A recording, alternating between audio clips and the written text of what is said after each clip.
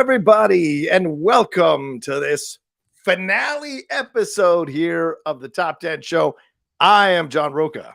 And I am Matt Knost. Welcome back for a final time to everybody that's watching along with us live, that's listening to this tomorrow whenever you hear it. Yeah. Welcome to the final show. Yeah. Some of you may be discovering our YouTube channel for the first time. Welcome.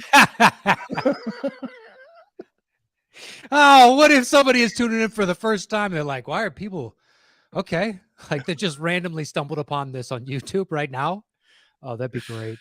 So we have 95 of you watching this right now live. Thank you so much for joining us. We appreciate it madly. Please make sure.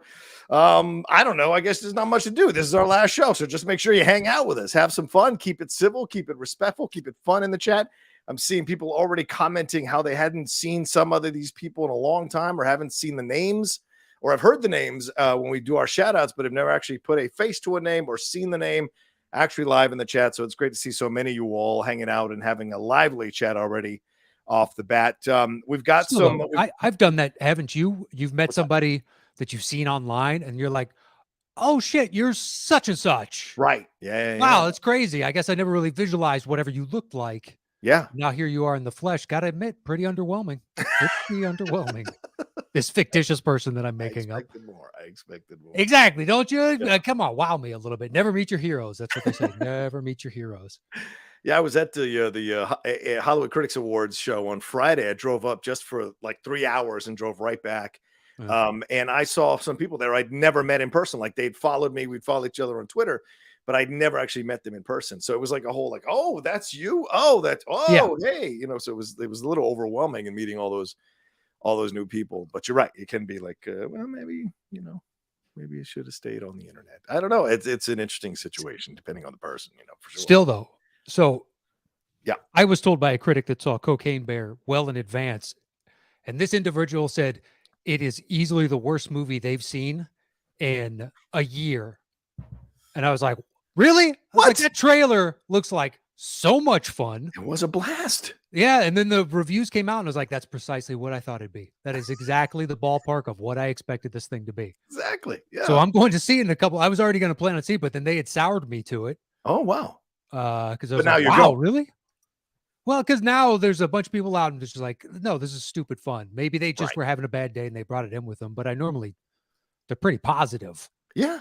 So I was like, oh, okay. It seems like an odd situation tonight. Yeah. It's like, oh, it's the first movie in a while. You're like, this looks like fun. Let's just go have some fucking fun. Yeah, exactly. We got 135 of you now. Wow. We should have done more night shows here, Matt. But yeah, thank you so much for joining us. Yeah, that's what it is. It was the PM start. Okay. Son of a bitch. Too late now, man. Contract with the devil runs up at midnight. So it's done. Ding dong. We've got some videos from you all who sent in. I put it out there on the YouTube channel. Also sent out emails to some people who have been previous guests or have been connected to the show to have them record some videos. So we got a few videos to play. We've also got some nice messages to read. We've got some new questions from people, and we're going to try to kind of wipe the coffers clean of all the questions that you all sent into Patreon QA. We're going to try at gmail.com. What's that? There's a lot. It's a lot to weed through. There's a very good chance we're not going to get to all of these. Okay. All right. Well, maybe. Never know. Remember the last time we did a Q&A? We turned it into a two-parter and it was over 3 hours long. I'm just saying, we're blowhards. Yeah, you're right. That's for There's sure. a very good chance we're going to get through like 10 and be like, fuck, that was an hour and something. Yeah. But we should give a big shout out to, actually, we're not going to reveal some. Well, actually, we should hold on to something. We've got something from the past that's also a surprise. And we reached out to a certain somebody and they were very gracious to take their time to make something for us. And we're going to put that up on the screen a little bit later here on the show as well, which I think a lot of you are really, really, really going to enjoy. We got the bongos sitting here. So Jay Golden Eyes, if you're watching, the bongos are sitting right here one last time. Thank you so much for those bongos. So Matt, we're on the precipice here of the end. Anything, I know you're not the most sentimental person, you keep it close to the vest, but any thoughts, any feelings about here as we're wrapping up, or do you want to talk basketball? What you feeling right now? The Lakers. I mean, look, I always want to talk basketball. That's never going to end. So, yeah, I mean, it's, it's strange that it's here. Yeah. Right. It's been such a constant for such a long time Yeah. that the idea, it still feels like next week we're going to be doing another of these. You know what I mean? It doesn't feel like this is the final one. Right. So I don't know if we've turned into Brooks and we're just institutionalized with one another now. We're used to boss man's rules. Yeah, and it's just like, Yeah. oh, there is nothing. The world doesn't make sense anymore. No, you're right. I mean, what, 8 years of doing this show, just about 8 years of doing the show, and going all over the world in essence with the show, going to London, seeing so many people who came from other countries. We have like 23 countries or 13 countries that came to see us in London, representatives from all those countries. It was double digits for sure. Yeah, yeah. And then, of course, doing it in Chicago. Yeah. We had plans to do it in Houston. We did it, our first dry run in LA, kind of trying it out in the 50. Yeah, we had Houston and London Yeah. lined up, and then force Yeah. majeure contract clause was executed on London because I don't know if you guys heard. And then Houston was basically the same thing. Yeah. And like, well, but I mean, they were a blast. I was thinking about today. Yeah. That postcard we got from the guy that used to listen to us as he traveled across the Mongolian steppe. Right. Oh yeah. Was he studying or was he teaching? I forget what he was I doing. can't remember. I have the postcard still. Yeah. And it's sitting in a box with like the starting lineups that we got sent and a couple other things. I had some socks, some wrestling socks. Oh, I yeah. haven't looked through that thing in a minute. You took one home, and I think I got Macho Man, and you had Hulk or something like that. Yes, I think that's how it went Rock. down, right? Yeah, something like that. But yeah, I was thinking about that postcard, and I was like, oh yeah, that dude, because someone left us a nice screen cap of the review they put up 7 years ago. Yes. Yeah, Mr. TT Green, I believe it was. Yes, and really nice. Yeah, just reading that, like the unknown to us impact that we may or may not have had on people's lives. Yeah. And some have been kind enough to share, and some people aren't on Twitter and or Facebook or whatever, and that's fine. We thank you so much for joining us along the way. But yeah, we met a ton of really cool people. Yeah. Had a lot of fun. I think that's been the number one thing. We started this thing. We just did it. We spent we got a little bit of time getting to know each other, and we had no idea what this thing was going to turn into, if it was going to be success or what was going to happen with it. We're both movie fans, and we were kind of pitched a show, and we decided to take a chance. We met each other, and then boom, we started doing it. But we certainly had no idea how big it was going to grow and how many people were going to enjoy our interactions and our chemistry, and sometimes talking about nothing. Let's just talking about whatever's going on in our lives, or our opinions on a situation going on in the world, or sports stuff, or movie stuff, or entertainment stuff, or random crazy stories of our lives. I mean, all of it just kind of was so great to see so many people enjoying it and gravitating to it throughout the years, and being moved by it. That was really kind of crazy to think about how many people were moved by what we did. After the first couple of years, when we moved to a new podcast server, we didn't have access to all the countries. We used to get the individualized countries that were listening to us. Yes. Remember that Ghana ended up being, there's a huge contingent of people in Ghana that were listening to us every week. And some people were like, well, that's probably like a routing hub. A bunch of traffic goes through that. Yeah. Matt Scanlon asking Ghana, where are you at? Where are you at? We were both just so, I guess, shocked, flummoxed, the idea that people in Ghana that we have no connection to. Yeah. No, nor do we have a connection to anyone anywhere else. So they're the same as anyone else. You just come to realize how small the world can be. Right. Yeah, for sure. But yeah, there was several. Egypt, Morocco, South Africa, just in Africa. Yeah. Within a major. I don't know if we ever had anybody in China. Oh, really? Oh, okay. Well, I'm just saying they got a firewall. So there's a very good chance China. Put onto a thumb drive and then shipped into North Korea like they do. Oof, and then eventually made it across the border there. Sorry, I'm doing a lot of posters. So what you talked about, Matt? Yeah, we should bring it up here. This is the one that was sent to us on Twitter. The top 10 shows, easily one of the best podcasts on iTunes. Here's a short story about my Christmas this year. I was walking around my local town alone on Christmas Eve, listening to the top 10 Christmas movies episode. Through my new headphones I'd received early from a friend for a Secret Santa. As usual, Matt Knost and John Rocha effortlessly made me laugh and spoke with such heart and passion about the movies they love, which even if I disagree with their choices is such a special thing. This year was the first Christmas where I have moved out of home and spent it with friends at my new apartment. But whenever I think back to Christmas of 2015, I don't think about drinking and laughing with friends or sharing presents and eating dinner with family. I simply think of Christmas Eve enjoying this very show, and I think I always will remember that, and I will always love it. So yeah, just incredible stuff there. Yeah. To send and to save, you know what I'm saying? So Yeah. I mean, that's crazy. Thank you. That was really sweet. And the thing is, like, I have that with certain podcasts that I've listened to a bunch of times. There's a few where I'll go back and re-listen to. So I have different memories with it. Yeah. So I get that sentiment entirely. It's pretty fantastic. Yeah. So to everybody over the years that reached out, that met us, that sent us a gift, followed us on Twitter, supported us on Patreon, joined our Facebook group, whatever it was. Yeah. It's awesome. Thank you so much. Absolutely. It's meant the world, I think, to both of us. Dude, 100%. And we should announce this now. The top 11 starts tomorrow. That's right. Top 11. That's the new show. No. But yeah, I mean, like in London, the show was great and it was an awesome experience. And I'll always carry those memories with me. But the after the show stuff was great as well. Sitting there and talking to so many different fans with so many different places.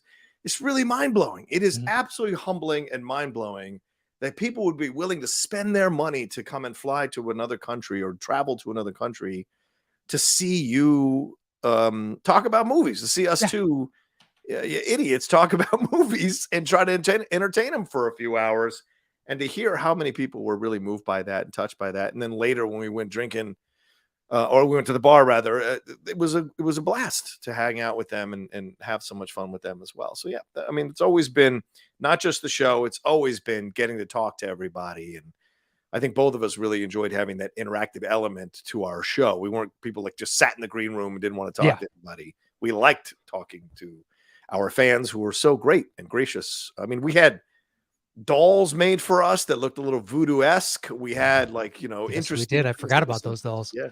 That's in the box as well. Right. In the box. Yeah, it's a million things for sure. Jump to mind. Yeah. Should we hit some stuff? What do you want to do? Do you want to hit one of these some of these questions? What are you feeling? Sure. Okay.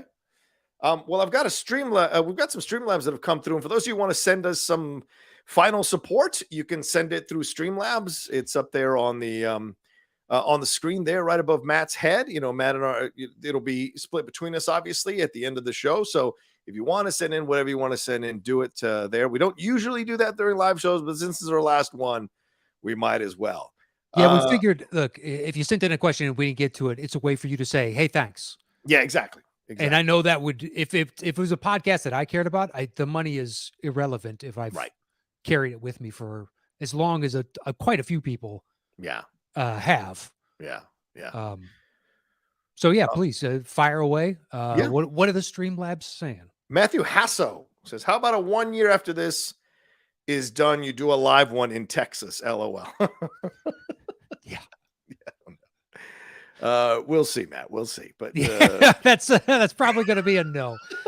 I wouldn't bet on that. I mean, the last time I was in Texas, Matthew Hassel threatened to kick me in the face. So I mean, he's a weird cat, that Matthew. So I don't know if that makes me want to come to Texas. You don't get head of security by being, you know what I mean, like not. That's a good point. A physical potential threat at all times. He was just trying to show me that he could do it. Exactly. As head of security. So prove his bona fides. Exactly. As it were. Bona fide.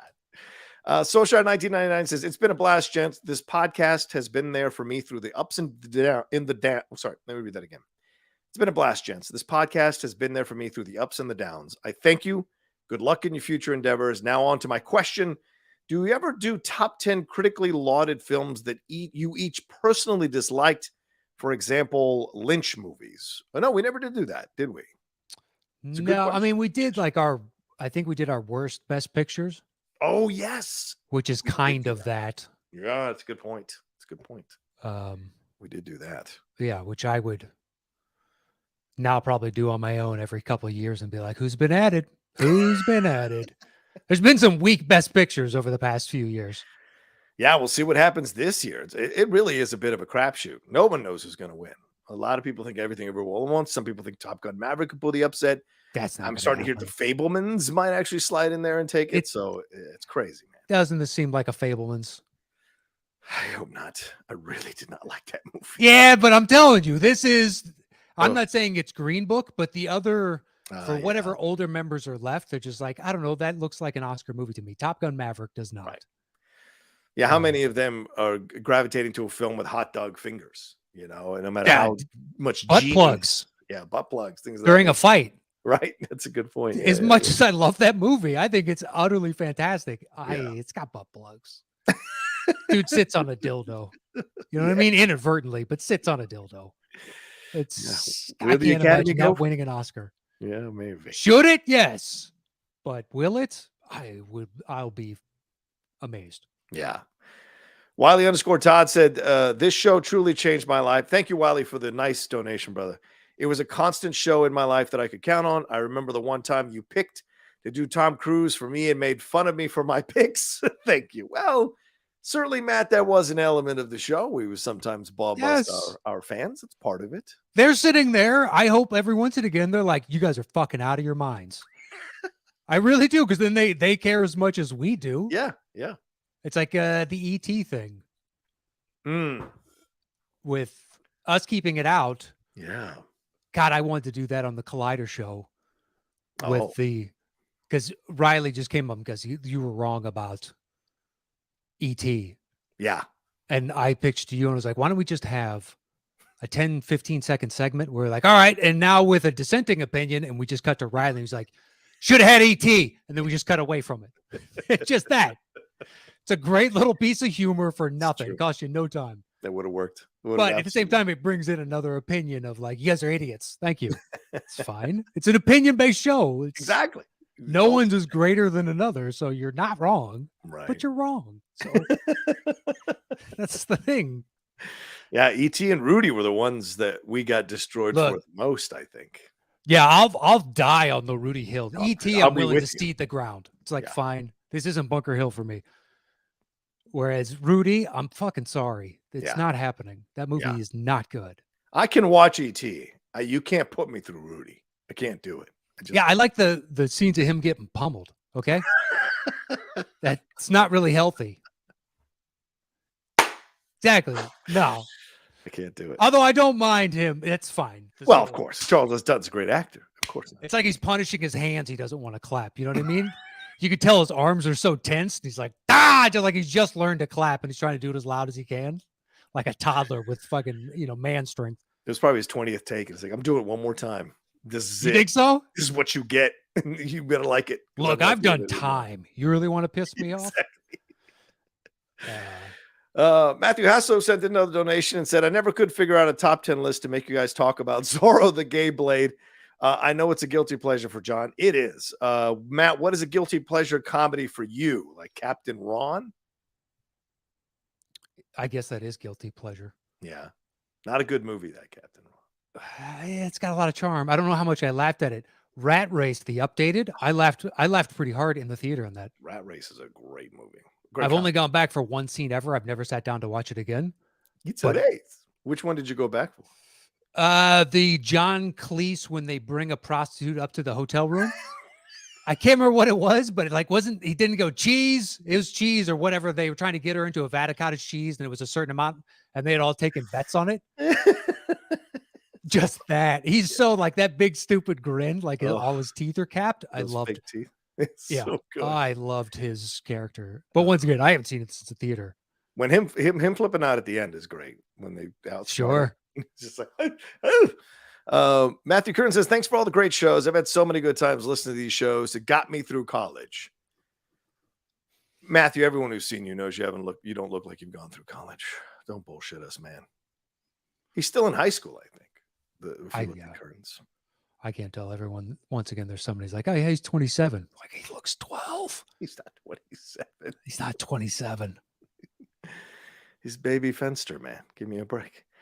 Soulshot99 says Matt's bit about the British road sign giveaway and its peculiar vagueness at London Live 2019 gets me on a weekly basis. Fantastic bit, man. Man, I love you both. Thanks for this podcast. Oh, thank you, Social. What was that bit, man? I don't remember it. The one about the giveaway. Do you remember that bit? Giveaway. The only thing I remember talking about is the fucking exit signs all said "this way out." On the road while you were driving? No. Like if you were taking the subway or in somewhere that had an exit sign, it just had a stick figure walking with an arrow and said "this way out." Oh, wow. And it's just like, okay, exit is much more succinct. And if you're ever in an emergency situation, I don't need you to add extra fucking words to this situation. So exit covers that with a big X too. So you're not going to mistake it. Whereas this way out, if you've never seen the sign like this guy, you're going to stop to read it. That's true. That quarter second could be the difference of life and death. We both live our lives a quarter mile at a time, you know? Yeah. So you just never know what's coming around that bend. It's all about family too. It's all about family. Eric Grebner says, hey guys, just wanted to drop in very quickly to say thank you and that I love you both and will continue to support your endeavors. Thank you, Eric. Thank you for getting me through a very rough patch in my life. And thank you, Rocha, for the Oreo to the face in Chicago. Yeah. I was going to bring that up when you were talking about favorite moments. When you were slightly tipsy and you started Dennis Eckersling Oreos into the crowd, this little sidearm. I was doing like, if you ever played Frisbee golf, I was doing like I'm putting on approach. So you're just doing a little loft and you were like whipping them at people. Yeah. I mean, Malort's a hell of a drug, man. Malort's a hell of a drug. It just doesn't sound good. I'm glad I stopped drinking.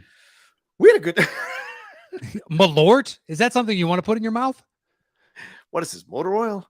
Yeah, it's just. Oh, it was rough. Those were a good 2 nights though, man. I was struggling. I had bronchitis or whatever, and I was dying, but it was a great experience. And drinking the liquor was a way to kind of get through it. And what an interesting place for us to do the show, but yet in the long run, it seemed like a perfect place for us to do a show like that, you know, this punk bar or whatever that was, but it was a blast. I genuinely think they liked us after the Oreos more. I'm not kidding. It might have been. Because I had talked to 2 or 3 people and they were nice, but a couple other people gave me a look of, why the fuck are we doing this show? This is like a punk bar. Right. And then after we were winging Oreos at the crowd afterwards, I remember there were 2 people in particular and they're both like, they gave a little nod and be like, all right, like I get it. That's fine. You punk motherfucker. If you're used to one thing, like I used to work at the door at a comedy club. Yeah. And if they never did, but had they sent us like a magician, I got nothing against magicians. Right. But this is fucking a comedy club. You'd hear about it at other clubs. I would be sitting there going, a fucking magician. Yeah. Like, really? I got to sit through fucking 4 shows of this nonsense. That's how the Beatles talked about being in Hamburg, that they never wanted them to be playing because they were always in between the strippers. Yeah. They were playing in Hamburg. So yeah. 100%. It's like, why? Get out of here. Now, if you can win that crowd over, you got something. That's right. It's a whole nother ballgame. Let's see. Cal said, you guys are some of the, you guys are some of the best and kindest people from the YouTube sphere. I'm proud to have been a supporter over the years. I wish you the best in everything you do. We will never forget the Chicago show. Top 10, Boomaye. Yeah. Respect. And that was Cal? Cal, yeah, just Cal. That's all. Just Cal. Mm-hmm. Let's share. M. Dalal has been listening since the beginning, never got around to joining Patreon, so thanks for the memories. You guys have been with me through countless miles on the road and moving cross country. Thanks. I love this. Never got around to joining Patreon, but thanks for your show. I appreciate it. Well, look, not everybody. If he's moving across the country, you got to cut expenses. I guess so. I get it. We've both done it. That's true. Oof. You're right. You move to a new city and just like, I got to get a place. I got to turn on my gas. Yeah. Potentially electricity or whatever the fuck else. It ain't cheap. It ain't cheap. Go to the post office, figure out where stuff is, et cetera, et cetera, et cetera. Yeah. Let's see. Timothy R. Williams says, going to be some bloke tears today after this is all over. Love you, blokes, and thank you once again. Good moment here, Matt, to play Timothy's video that he left us. Let me see if I've got this queued up. Here we go. Timothy R. Williams, his thoughts on our show. G'day, blokes. Timothy R. Williams here. First of all, I just want to congratulate you guys on such a terrific podcast for almost a decade now. There hasn't been a week I haven't listened to, and there hasn't been a week where it hasn't lifted my spirits, even if I was down or even if I was in a good mood, made it even better. And also, thanks, guys, for answering all my Topic Thunder questions over the years. Really appreciate it. And hopefully we see you blokes down the line at some stage. But thank you again, and congratulations on creating such a great show. And even the small little community we got going on, it's been terrific. Hooroo, blokes, from Timothy R. Williams. Hey, what do you say to that, Matt? I say, good luck to your Phoenix Suns. He did take that thing right in front of Devin Booker with his arms. I mean, he hit us up before the season started. He's like, hey, look, if you're ever in Phoenix, I could use one of these jerseys. But they were only at Stadium, and I guess he found it online where they were doing it through an online retailer. Yeah, you can buy stuff online. Well, no, some stuff are like in-person exclusives. Oh, okay. For certain jerseys, it does happen. Right. And I know people in Phoenix. So I told him, I was like, well, once I know some people going to games, I'll hit them up and we can figure this out. Good call. Good call. Yeah, then it's the shipping. And then hooroo to that, man. I might just be keeping this jersey I'll never wear. I've only owned one jersey ever, and I never wore it. Really? One basketball jersey or one jersey period ever? One period ever. Wow. And it wasn't even a Bulls jersey. Wow. That's shocking you don't have a Jordan jersey. That shocks me. I've never, unless they're framed and signed, I don't see any person that I see wearing one out in public always looks goofy to me. They just do. Just like after Kobe passed. Yeah. Oh. Then that night I saw 50 people in Kobe jerseys. At least. At least. And I only went to like 3 places. Yeah. But it was still like, well, that's a lot of jerseys. Guess what? Nobody's pulling this look off, just so you know. Just so you all know. That's off of a court. I just don't think, if you're not a child, it just looks weird. You look goofy. Yeah, fair point. Fair point. It's just my personal opinion. Look, once again, it's opinion. Shove it up my ass. You got a right to feel. Yeah, wear it. Look, if you think in that night, I didn't care. I never care, but I'm just like, I just visualize myself in it. I put myself in their place. I'm like, no. Jay with a nice little comment here. One of my favorite episodes to hate was the Collider episode, top 10 Star Trek movies with Mance. All the talking energy was spent telling Mance to stop talking so they could keep it short. I got hate after that episode. Did you really? Well, because I was the one sitting next to Mance. And I specifically told Scott at one point, and he was like, okay, but one more point. I was like, Scott, we have to move on. It's nothing. Trust me. I want to hear. John wants to hear the point. Totally. Because it's fascinating. Yeah. But we're under a time constraint, an artificial one. Yeah. There's nothing I can do. And then afterwards, people are like, fuck, you should have fucking let him talk, Matt. And be like, did you not hear me say, please? I would love to hear this. And it wasn't like we weren't on a time constraint as well. So yeah, it was just this. Show's got to be done in an hour. And you're like, man, 3-person weave. That's tough. That is tough in an hour. Yeah. Let's see. Let's hit some of these questions that have been sent in from people. Robert Haley said, Bobo. He's saying, just wanted to pop in and say thank you to both for all the years of entertainment. Been on board since the beginning. We'll continue listening to the Cinephiles, Geek Buddies, and settle the score, but we'll absolutely miss the pairing of you two. At least I'll always have my nickname, Robert Bobo Haley. Bobo. Come on, Bobby. You ever seen that Hugh Fink bit? What? No. What is that? It was a Comedy Central Presents. You remember those 30 minutes, but they were really 22-minute specials they put out there. Was so many of them. Yeah. But that's where the Bobo, when I started calling him that, is he'd like to be a third base coach. Next up, Bobby Bonilla is like, come on, Bobby.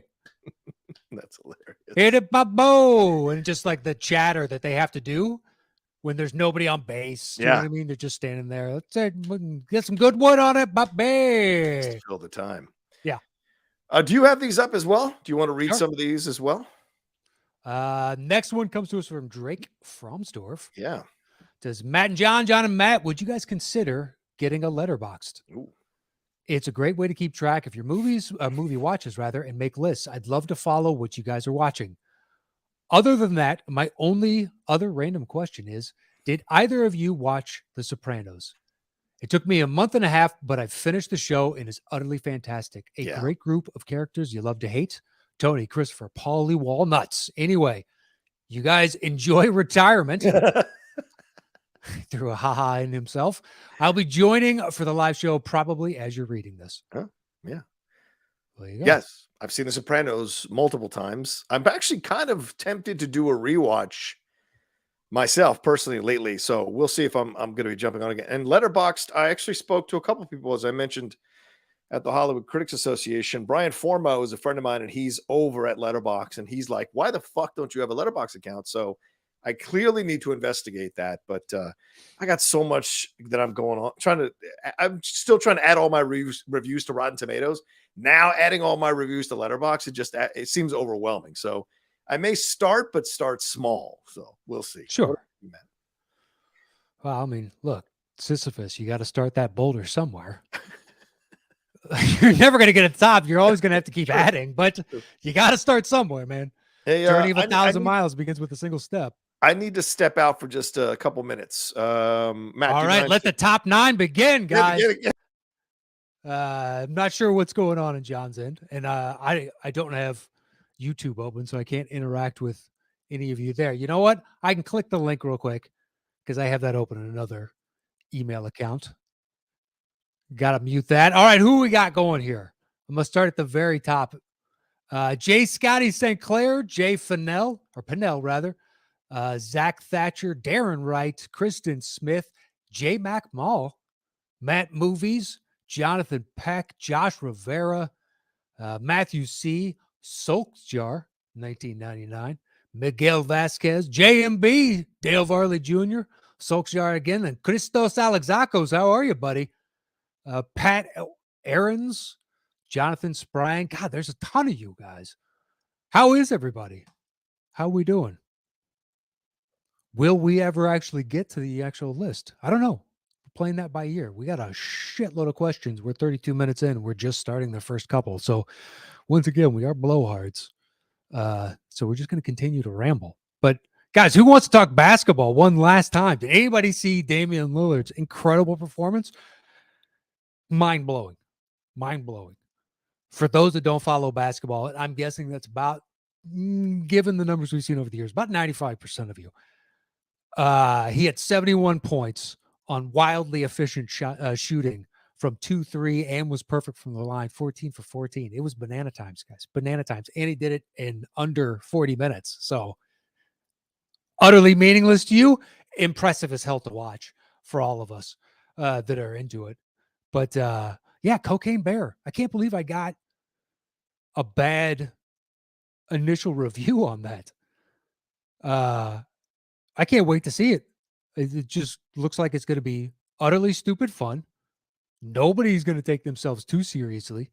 But yeah, the one person that I think of is almost always positive. Even if the movie is awful, they'll find something good about it to say. But you can get an honestness within it and be like, all right, well, this is how they speak. So you just figure out what this language means for each individual. And, but yeah, unequivocally, it was terrible. I hated every second of it. It couldn't find the tone of what it was trying to do and a few other things. And I was like, oh, that's a bummer. Because it just, every once again, you see those movies coming out and you're like, that's my jam right there. That is just going to be perfectly mindless, entertaining, gratuitous violence thrown in. And just enjoy it. It's not trying to take itself seriously. It's when those movies try to take themselves seriously, you're like, all right, guys, what are we doing here? This was an easy payday for all of us, and we fucking know it. So why don't we just take this easy payday? Why are we trying? But yeah, I'm looking forward to that. Some people in the chat are saying they enjoyed Cocaine Bear. Michael McKenzie asked, am I watching The Last of Us? I haven't seen last night's episode, so I'm not fully up to date. My wife and I elected to watch this show from the BBC called The Gold. That's really good. I would highly recommend that. It's about gold heist, an inadvertent gold heist in the early 80s in, I think it was South London, and then how it weaves outward through the different layers of the criminal underground and then the police that are trying to catch them. It's really fantastic. That and Shrinking. I can't believe how much I've enjoyed that. Because I don't know. I guess I need to change my mind on it. I've always been tentative on Jason Segel. just like back and forth. When I like them, I like them. And then these other things that they're a pass for me. But I didn't watch that much How I Met Your Mother. My mom, or not my mom, my wife. That's a nice Freudian slip. My wife liked it, so it'd be on, and I would occasionally like glance up, watch 5-10 minutes here and there, and just go back to doing whatever I was doing. It's just like, yeah, not for me. But Shrinking is really good. And there was another movie, if you've never seen his, what kind of started to turn the tide for me. Everybody would point, I guess, forgetting Sarah Marshall, but End of Tour with him and Eisenberg. And that's a guy that's really hit and miss for me. And both of them are fantastic in it. And it's really good. It's another based on a true story about a reporter that goes and does a mini book tour with the guy that wrote Infinite Jest, I believe. But fascinating. Just the interaction. It's all the two of them creating relationship and talking. How are you, buddy? Hello. Thank you, guys. What happened? Explosive diarrhea? Well, I'm an old man. I'm an old man, and runny eggs will get you every time. So thank you for the 5 minutes. Really? Runny eggs are the best. They get you like that? Yeah, they do. They blew me open. So I had gone before the show, but apparently I had not finished. So I apologize to everyone. Thank you for letting me have 5 minutes to do that. Let's get back into it. Nah, fuck that, dude. We just got some good news here. Did we? What's that? What is it about the eggs? Do you know? Have you ever talked to? Are you allergic to a certain protein in it? And that's I don't know. I think I've got issue. I'm not lactose intolerant, although my girlfriend would disagree with me. My life partner would disagree with me. I just inadvertently called Catherine my mom because I was talking about she watched How I Met Your Mother, and for some reason, because I used to do the same thing with my mom, she would watch stuff and it'd be on in the background. Right. So it'd be on the back. I never really watched it. I watched like 10 minutes here, 5 minutes there. Yeah. And it just, I don't know, Freudian slip. Anyway, back to you almost crapping your pants. Yeah. You go, oh my God, wait a minute. I didn't know Cody Hall was in here. Cody, proud Cody dad. Hall. Hello, Cody Hall. New baby in Cody Hall's life. Congratulations, Cody. Thanks for hanging out with us, brother, man.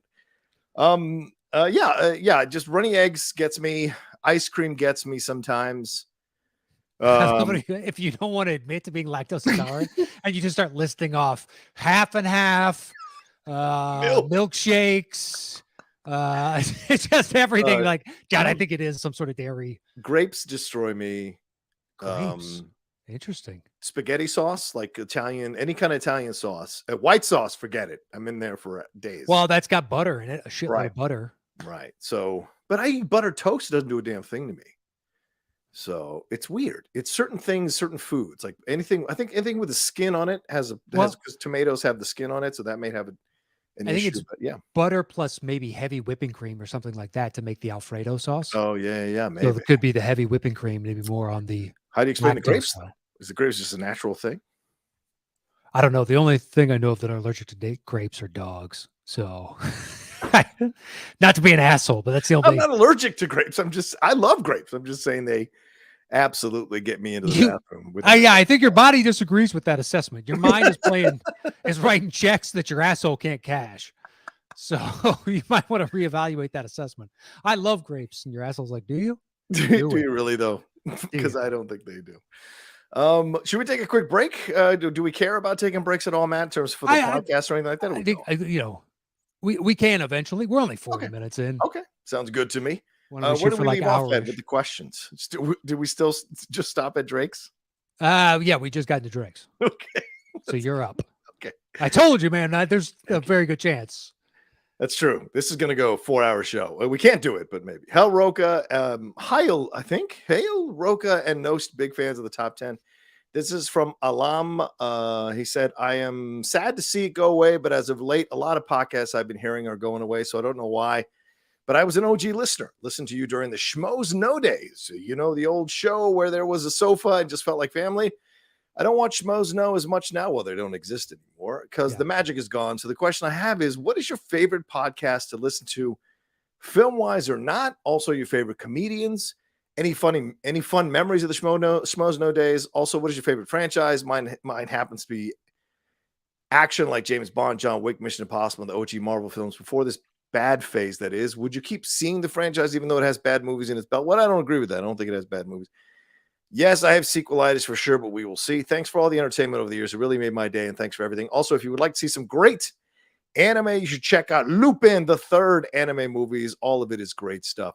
Now, I read all of that without any punctuation in this thing. So, Matt, I think we take one section of like, what do you want? Whatever you want to answer for me, because he asked like 10 questions. So whatever one you want to answer. So that's fair since you read it. Unless do we still get to create cards? What do you mean cards? When you don't want to answer something, you're like, you know what? I'm playing the you answer first card. Oh, like, that's I'm right. sorry. That's we right. just making up cards as we go. No, That's it's fine. right. I was just fucking around. There's nothing like explaining a joke. It's the best. It works every time. Every time. The only thing that's ever worked for me like that is if a joke flopped so hard, I would do a post-mortem on stage, and we'd go word like line by line and be like, it failed here, didn't it? And then the cascading effect, and you just make fun of the joke and it wins it back. And that joke never sees the light of day again. So which one do you want to answer? Let's see. Any fun memory with you want to keep it on our show, or should we branch out? What do you mean?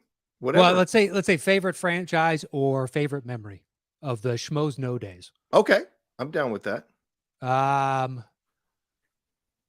What you guys don't know or may not know is Schmoes No days, when we were doing it at my house on the couch, John would take his shoes off very politely. That's true. We took our shoes off at our house, but never questioned it. Came in, popped the shoes right out, and then would sit Indian style. Yes. On the couch, which I can't imagine sitting Indian style for that long. I would lean back, kick my legs up on the fucking coffee table. I had like a reclining type of seat. I got my huge coffee mug, and you're sitting there. I can take it for a while, but I guess I'm just not as limber in that way. If my ankles don't go numb, I can sit Indian style for a very long time. I mean, I sit on the couch working on our show or other shows that I do like Indian style for hours, like just sitting there under the blanket for hours. That's impressive to me. It's a very comfortable position for me, you know. I don't know. Good for you too. Is there a term that I don't want to offend anybody? Because my Native American life partner, I don't want to say anything negative, but look, well, technically I'm 1/8 Cherokee, so there we go. All right, if you're not offended, then we're good, I guess. But yeah, that was I love sitting Indian style. But yeah, it was, dude, those were great times. I mean, going over there, and yeah, was it a bear to get down, a bear to get back? Sure, but like when we got there, it was fun to sit and have the conversations. And Matt's house was always full of interesting things that it had interesting stuff always around in the house, like different paraphernalia, memorabilia. It was always interesting. So I always was like, okay, what's the new thing when I walked in, you know, kind of survey the landscape, so to speak. So really, I don't remember, because you came once a week. So it's not like we had this rotating cast of new shit that we but every minimalist. I would notice something, or something was new, maybe brought in from another room or something that I hadn't seen before. But it was not anything like, it's not like you guys were a prop house or anything, but every once in a while I'd see stuff there, because I mean, you always like working on stuff, so it was always cool. And then what was the drink you would have? What was the different flavors of the seltzer water? What was it that you would offer me? I just basically cut back on. I powered through those things. Yeah. A couple different brands. I don't know what I was drinking at that time, but it's any of the sparkling water. Yes. That has a flavor. Any of them. Yes. Yes. I have my favorite flavors of each. I can give you a breakdown if you really want to get into it, because I've tried them all. But I finally, I read this, someone had done a large enough sample size to do testing on all the waters from a number of different brands, and they were like, just the results came back, and it's like, you know what, it'd be better if I just drank fucking regular water. So sure. Just this brand has these types of things, and this type of, like, oh, you're looking at all of them. There are only a couple that were just like, well, that's decent. At least they do a good filtration before they start adding shit to it. Yeah.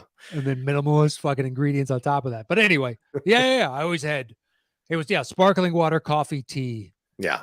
Occasionally we'd have soda at the house, but it's pretty rare. Yeah, memories of those were great. Those were fun, you know. And I think one of our favorite shows because we would have guests come to your house sometimes. And I remember our horror show with Cody and Christian Ruvalcaba, like doing that was a lot of fun. The four of us crammed in your living room talking about horror, all seated in different areas, having a back and forth about it. I thought was one of the really them discussing it and us going, oh, really? We should see that? Okay. That was the whole design of the show, because neither of us watched horror, but you're like, we got to do a horror show. Yeah.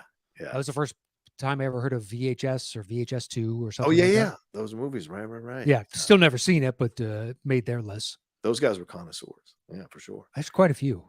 And speaking of lists, we will have a list. We will be doing a list in a little bit. Should we tell them the title yet or the topic, or should we wait till later? Okay, yeah, we're doing the top 10 movie endings because, the show is ending. So that's what we're doing, the top 10 movie endings. And we got a little bit of help on our list from a certain somebody that we're going to talk about here in a little bit once we start doing the list for sure. So just teasing you guys, for those of you who think we're just going to do a Q&A, no. We're actually going to be counting down a list in a little bit as well to keep the tradition going one last time. Let's see. You want to handle the next one? Yeah. So the next one, technically, we just did. Oh, yeah. With Timothy? Okay. Yeah. All right. We can skip it. So the next one comes to us from Steve Chaves. Yeah. He says, hey, guys, just want to say thank you for helping me get through some dark days over the last few years with the Top 10 show and your just overall banter for the first 20 to sometimes 40 minutes of the show. My question, what is in the future for John and Matt? Will you guys do a show for you two to come together, just talk about sports or other random things? Not and every week. We'll miss you guys, but still follow your other shows. Thank you again, Steve David Chavez. Oh, or Chaves, depending on how you want to pronounce that. Yeah. I don't know. I mean, I don't know. I am always down to be on a show with Matt, or always down to ask Matt to come on a show as we get close to the NBA. I do have that sports channel, and hopefully I can talk Matt, and if he's got some time to come on and give some predictions or talk about some of the results. But yeah, I love hanging out and talking with Matt. So for me, I would definitely be open to it down the road, but it's kind of too soon to say. I don't know. What do you think? Starting another show, not to say that we wouldn't ever, right? But that one just like, I don't know if that 8 years we've done a show together for 8 years, right? Popping up in each other's stuff. Yeah, totally. Yeah. If you want to talk basketball, man, trust me, it's fucking, I'm watching. I'm following along. I'm learning useless stats for my own amusement. So it's no problem. Or if you want to talk movies, I'm still seeing them, type of stuff. Cool. Yeah. 100%. Yeah. I'll have you back on, settle the score. Just I don't know, man. Just so you know, man, all the songs do come from movies. We've asked that a couple times now. It's just my so way dialed in. And yeah. John, why would we spring a song? Yeah, actually, that was just a top 5 hit from that year. So, gotcha. I was just, I do so many things and my brain gets so scattered. And yes, as I said, I'm getting older. So I just forget things sometimes. So I have to be reminded of the rules. It's not an obnoxious thing I'm doing. It legitimately don't remember sometimes. And that's just, unfortunately, the truth of how I do. Fuck, I mean, I was asking sometimes at the end there with a Schmodown, some of the rounds, what is the expected thing of the rounds? How do we bet? So yeah, like even there at the end, I was questioning a game I played for years, inadvertently guessed the same guess as Snyder after he missed a question. I still remember it. With what? Whatever his guess was, because I wasn't right. fully paying attention, because there's so much going on that sometimes your mind isn't wandering, but you become fixated on something in the crowd or whatever. Yes. And you hear, or you miss 3 seconds, but that was a critical 3 seconds. Yeah. Right. Your mind just happened to water, and you're like, oh shit. So I guessed the same thing, and Jeff leaned over and he's like, oh fuck, man, were you not listening? That's what I guessed. And I'm like, you win some, you lose some, man. No, I was literally not paying attention for like 3 seconds. Yeah, that's the game. That's the game. It happens. Yeah, I assumed the last one, that seemed more like a stall. Yeah. For time. Yeah. Are they still based on movies? Do you need a second? This isn't like a real fucking game. We're just here to have fun, but that's fine. You want to take a minute? Super intense, man. Look, you're not alone. There are a few people that come on, even though I tell them like we're just here to have a good time. Come Oh on, my be God. like, no, I'm here to fucking win. Yeah, I imagine. Each their own. I imagine Bibbs is a little competitive when he comes on the show. So He can get dialed in himself. yeah, Sure. yeah. Sure. I like that about Bibbs. Yeah. Bibbs is secretly way more competitive than people think. He's way more 100%. competitive than you think. 100%.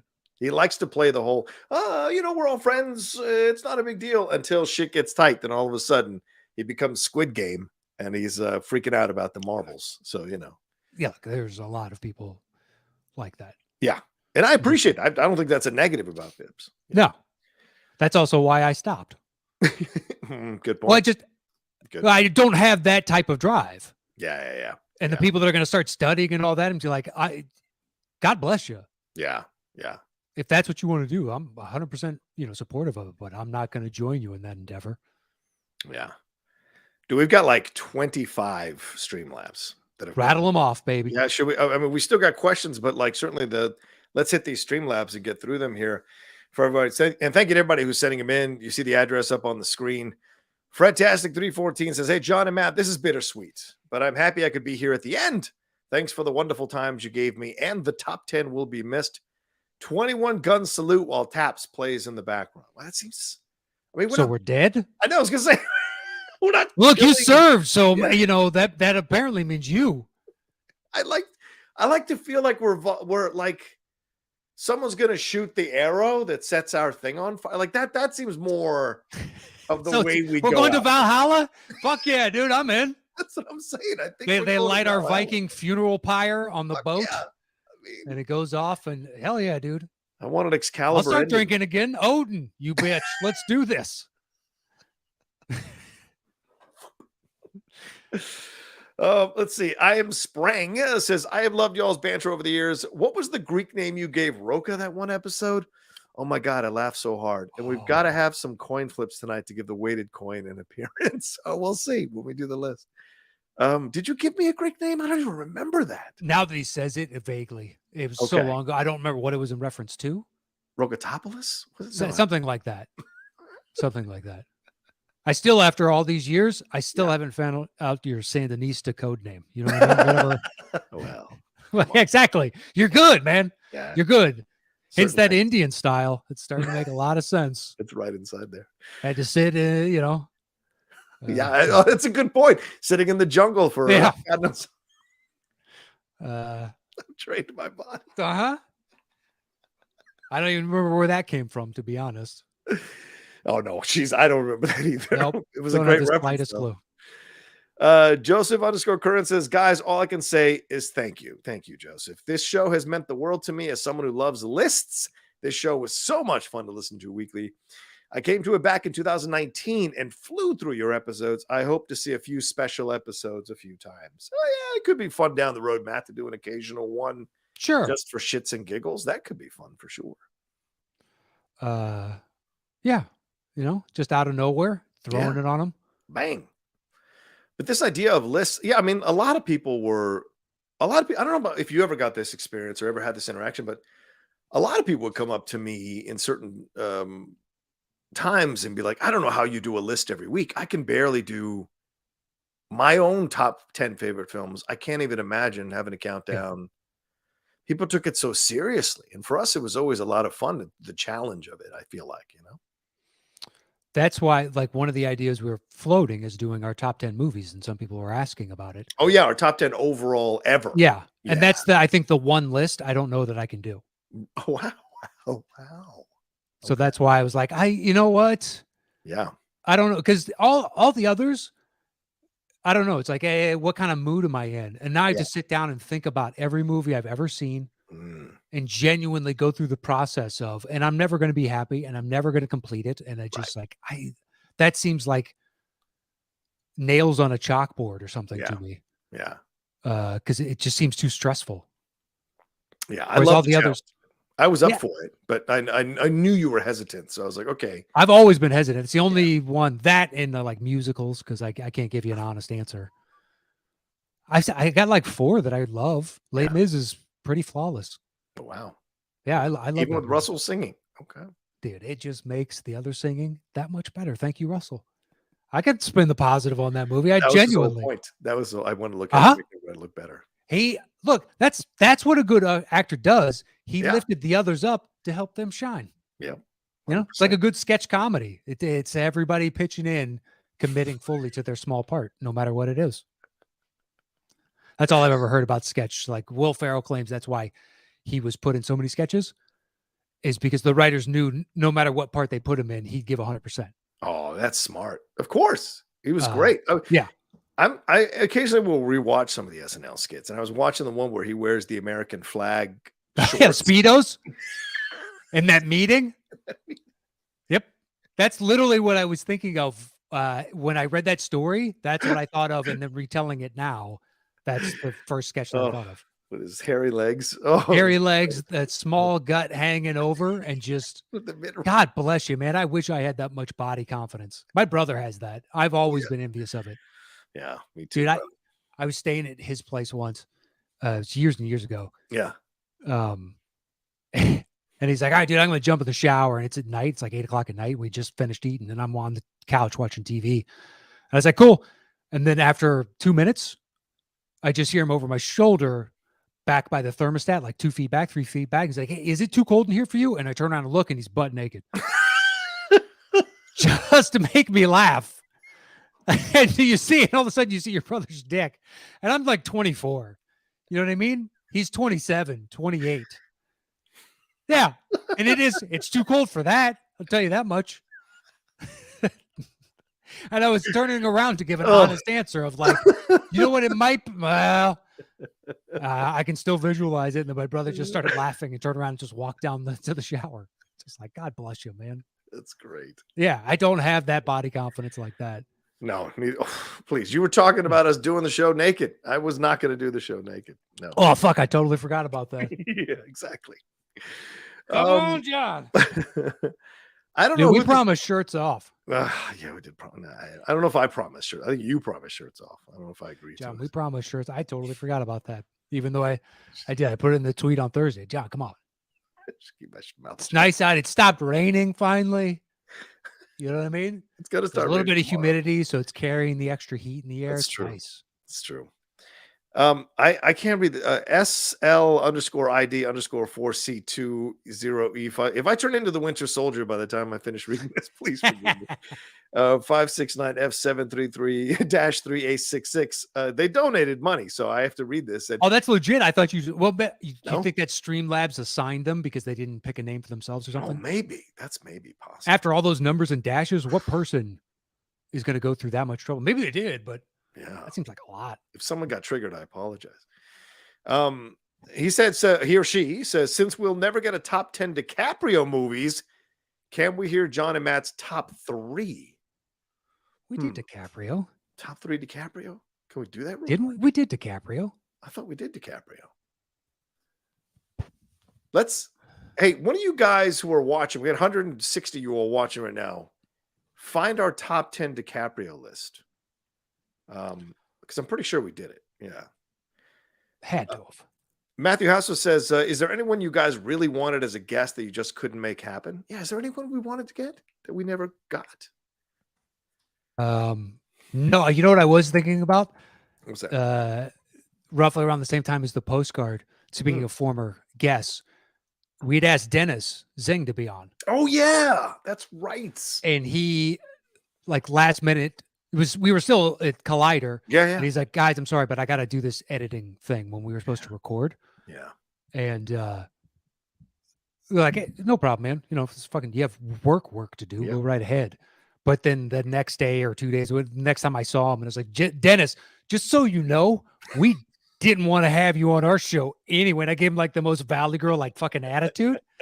And just to see him laugh and then he go back into his little cave, you know, he just kept the lights dark in there, at least to me. Yeah, no, he did. He was always editing or working on stuff. Yeah. But just the fucking, dude, whatever, man. You didn't dump us. We dumped you. That's fucking. Yeah, I don't know if there's anyone we wanted to get that we didn't get. When we went virtual, it was a lot harder to kind of make that happen because it's easier when you're all together. the show can go quicker. So virtual, it just becomes a little more so. But no, we didn't. I don't know if there's anyone we didn't get. Michael, we never had Christian Harloff on because of like it just seemed weird because he was in charge of the show at the time at times. Well, we had And so him just- and Ellis. Him and on, Ellis, right. But then they had somewhere to be, so it was a shorter show. Yeah, it was a shorter episode, right. We had to shove and it then in. Christian accidentally drove home. The only time we asked him to be a guest, you remember That's that? right. And then Instead of going to a screening. yeah, I told people to give him drive-bys on Twitter, and then eventually texted me. And he was like, "Dude, what the fuck?" And I was like, "Oh man, I was just having fun. I apologize." And I put out a tweet. And it's like, "Hey." I had to do that only with him. I've had to do that, I think, twice. Wow. He's the only person. I don't know, for some reason. Maybe it's the whole East Coast and breaking balls and all that. So Yeah, he can get. Well, speaking of which, should we play his video? You feel like listening to his Sure. video? All right. Christian sent in a video as well. You know, some of you may know those Christian and Mark were the ones who pitched us this show separately. Only Christian Harloff bothered to send in a video. So fuck you, Mark Ellis. That's what we'll say. I'll text him right now, that son of a bitch. You know what's wrong? Not Rotten Tomatoes, you. So here we go. All right, let's hear from Christian Harloff about the Top 10 show. Gentlemen, I remember it like it was yesterday. Myself and Ellis, we had just created Popcorn Talk and coming up with all these shows, and we said, we want to do a top 10 show. Who do we get? Who can talk about these things? And here we go. I was saying, man, John Rocha, that guy likes to talk, and he talks well. So who should we match him up with? We said we need somebody who's pretty funny, somebody witty. How about that guy, he won't work. Oh, Matt Knost. He might be grouchy, but boy, did he work. Because the dynamic that you two guys have done for, I think it's now, 7 years? Wow. I mean, not only did you create an amazing show, and the dynamic that you guys had obviously transferred over into the Schmodown, and the personality, and Matt's humor, John's knowledge, Matt's knowledge, John's humor, it just worked out really, really well. It was a great run, and I'm telling you, you guys lasted longer than the Schmodown. So, congratulations, everybody. And I hope everybody likes this last episode. I know I'll be tuning in. Very nice words there from Christian. Yeah. Yeah. I know that before I spoke to him, they did speak to a mutual friend of ours, another comic, and he didn't want to do it. Yeah. Which they told me at the time, and I was like, "Oh, that makes sense." Like, yeah, totally. Yeah. He'd be good. He's a good dude. But I still remember it when the second time I ever did a review for them, way, way, way back when. Yeah. So they used to like, go with you to a movie. They paid for it. Right. Go to their house, either the two houses, and they had a small little camcorder. And then eventually I did the second one, third one I did from my house because I had one of those little flip things or whatever. You remember those bricks that you just set up? But I did the first one, and then Christian was like, yeah, we asked the fans who they want to see back, and it was you and one other guy. I was shocked. I was like, okay. Then he asked me back, and I was like, I'm happy to do it. I get to go to a movie for free, so I don't give a fuck. But he was like, I was surprised. It's like, okay. Was it the combo of the two of us? Was it one of the two of us? You're talking to me, so I don't know. I have to kind of take it that it's me, but I don't give a shit. Yeah, true. Yeah, I was happy to go see another movie for free. Matt Kern says, I just realized Top 10 outlived pretty much every show that existed when they started. Yeah, just about, Matt. We just about outlived every show that was on Popcorn Talk at the time, right? I mean, I feel like that's correct. So what else is going? I don't know much of anything. I mean, DC Movie News, occasionally they get together, but it isn't really that often. And there's no real Schmoes No show anymore. It's more Christian's doing his thing and Mark's over at Rotten Tomatoes. So they only occasionally get together. So yeah, I guess we did. That's pretty cool. John the Beck says Bibbs and Whitney or Dan Merle would have been awesome guests on the show. Dan was weird because Dan had these issues with Screen Junkie. So he couldn't come. There was like issues about having to work it out. And then eventually we just kind of forgot about it after a while. the Bibbs and Whitney thing, to give you a little behind the scenes, at the time, if you all remember, we weren't the best of friends, Bibbs and I. And then Bibbs made some comments that were not the best comments. And so we just swore him off forever. And by connection, Whitney Seibold as well, being a part of that. Of course, that's all been rectified. Bibbs and I are good friends now and what have you. But at the time, when all the Schmodown stuff was involved, there was just a lot of drama. Yeah. And Bibbs had made certain comments about our lists or where we place certain films. And I think if I could speak for Matt and I just felt like, yeah, we don't want that energy on the show at the time. Yeah, I don't remember Hmm. that specifically, but that's fine. It's partnership. So if a person upsets one of the two of us, then it's just done. There's no discussion. It's like, okay, well, why bring that into the dynamic? That's just going to make for a shitty show. Right. Have we, I will say this, have we had guests that weren't that pleasant to be with for a while? There's one in particular I can think of. There was one where I'm like, we ended it. I'm like, I don't ever want to have them back on the show. Well, I don't remember who that was. You do. Really? I'll text you right now. Yeah, text it to me because I don't remember. There was one. Unless it's a certain someone that I might be thinking of who I did not reach out to leave us a video. So, why just text you? Okay, let's see if I'm right. Yep, I'm right. It ended, and literally, Yeah. they walked out the door, and I turned to you, and I was like, "That was fucking awful," Mhm. and I don't ever want to do that again. It was Didn't like know how that you- going into it. Yeah. Had no preconceptions as to how the endeavor was going to go. I thought Yeah. it would be fine. Yeah. I was proven wrong. I think every other guest we had was an absolute delight. Yes, agreed. Agreed. What was that Agree. dude that did wrestling at Collider? Because he came on and was a Ryan. guest once. Yeah, Ryan Ryan. Satin is great. Yeah. I'd only said passingly hi to him, and then you were like, "Hey, you want to have him on the show?" And I was like, "Sure."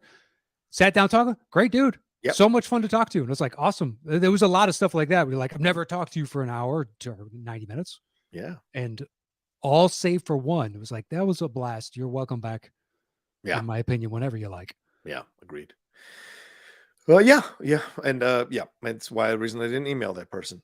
Michael Chaput says, "Thank you guys for everything. Seeing you guys live in Chicago with my brother was so much fun, and I'll never forget it. Matt, since you aren't doing dropping dimes anymore, I have a very quick question for you. Do you think the Nuggets can win the title this year?" Matt knows. Well, everybody is skeptical for obvious reasons because we've never seen them do it. But Yeah. Even when they've had damn good teams the last few years, yeah, they've been able to get over the hump. I mean, I believe they have the top 4 players in net rating right now. If that tells you anything about how good that team is playing currently. Yes, 1 through 4 of the entire league.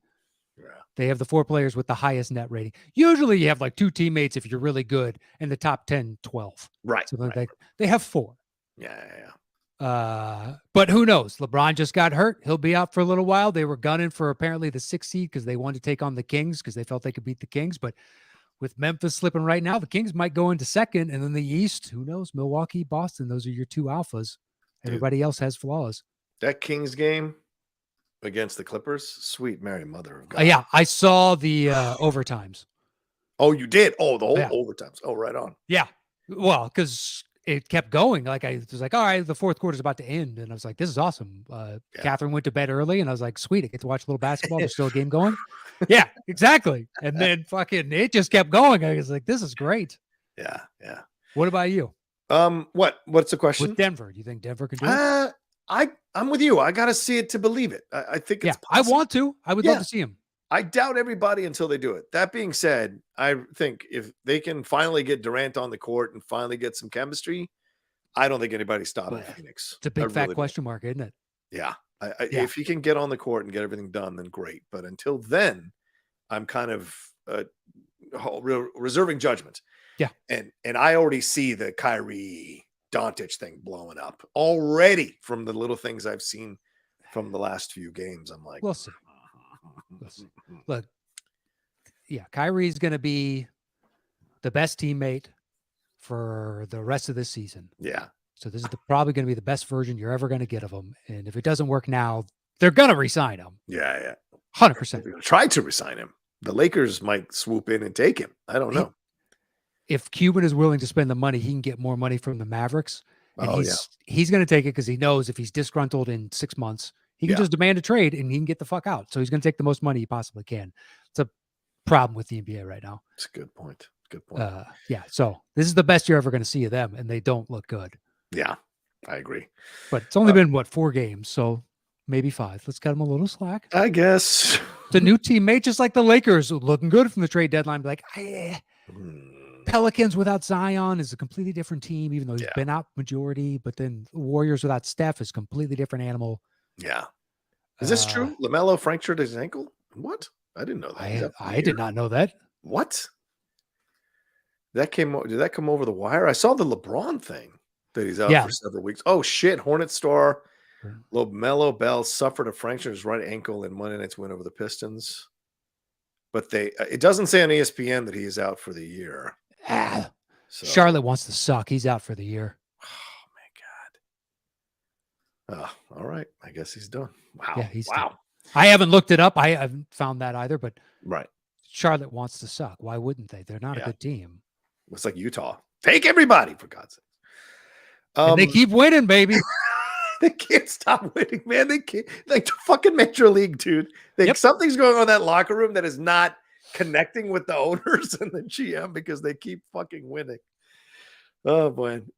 Kristen Smith. Oh, Kristen Smith finally sending in a Streamlab. To be fair, that was an hour ago. We've been going. She says, I'm going to miss talking smack with you guys. I will also miss John calling Cara a baby every time I make it to a live show, even though she's almost 5 now. My question, are there any lists you think would be totally different now than when they aired? Oh, yeah, probably every list. Wouldn't you think, Matt? Just about. Because in 8 years, there have been new additions or your opinion changes on certain things. Or if at that time you watch something like, oh, yeah, I saw it a couple of years ago. Well, now it's a decade ago. Yeah. And maybe you haven't watched it again. And it was fresher in your mind because it was only 2 years old as opposed to now being 10 years old. Yeah. I mean, we did 46 Tom Cruise lists. And I would guarantee you if we were to do one today, it would be different. Yeah. And which of the two of us kept like a fucking junkie going, hey, Tom's got a new movie coming out. You want to do Tom again? 100%. Be like, sure. What do we do it? 3 times? 4 times? 3 or 4 times. I think we did 3 minimum. Yeah. Minimum. Yeah. We did. Philippe says, a great run, guys. I've watched the show since 2015, the year I graduated high school. This show, is ending. The show ending really has put into perspective that time is going by. But I just want you both to know you've made an impact on many people. The show made a difference. Thanks, man. That's very kind to hear, Matt. Right? That it is. How many more Streamlabs do we have? I mean, we got a shit ton here to get through, man. Are we good to keep powering through these? Well, how about we take a break here? Oh, yeah. Let's do that. Hour 13 and change, and then we'll be back right after this. There we go. There we are. You write down that time code. Good to go. Good to go. Yep. All right. We will be doing a list here in a little bit. Let's get through a few more of these, Matt, and then we'll swing back around. Matt Lord says, I'll miss you both together. I loved both of you just talking, discussing, and giving each other a hard time. Long live the top 10, and much love to both of you. Thank you, sir. Appreciate it. And thank you for joining us all these years. Absolutely. Cam Chapman, said love and respect. Going to miss you guys working together. Thank you, Cam. Thank you, Cam. Thank you, sir. Thank you. Hopefully that CPAP machine worked its wonders. Actually, I think he sells CPAP machines. Never mind. What are those? Those sleep apnea masks that you put on at bedtime that connect to a thing. I think he sells those. Wow. That's what he does. That's great. Charles Kim says, thanks again for the many years of great podcasts. Thank you, Charles, for the very kind donation here and for being the realest dudes in the room. Here's a final question. Is the show ending because of a Banshees of Inisherin threat from someone to the other? LOL. Love you guys. Was it that your favorite movie of the year? I love that movie, but I think he's saying one of us is threatening to cut our fingers off. I see. I enjoyed the shit out of that movie, and I've watched it twice now on HBO Max. It's just an easy watch for me. I don't get it. And so I know it is one of your favorites. Yeah. It sucks. I was so looking forward to it. Mm. And I don't know. Yeah. It was a weird day. I wanted to love it. I wanted nothing more than to love it.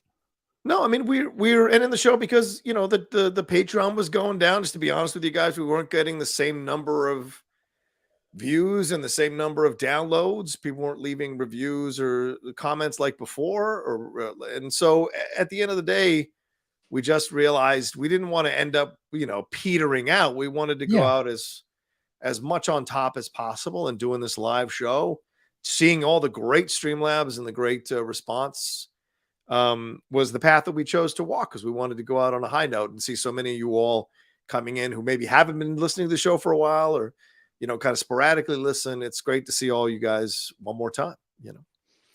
Yeah, I've had a few people ask me like why. Yeah. In person and be like, I don't know, it's time. Yeah.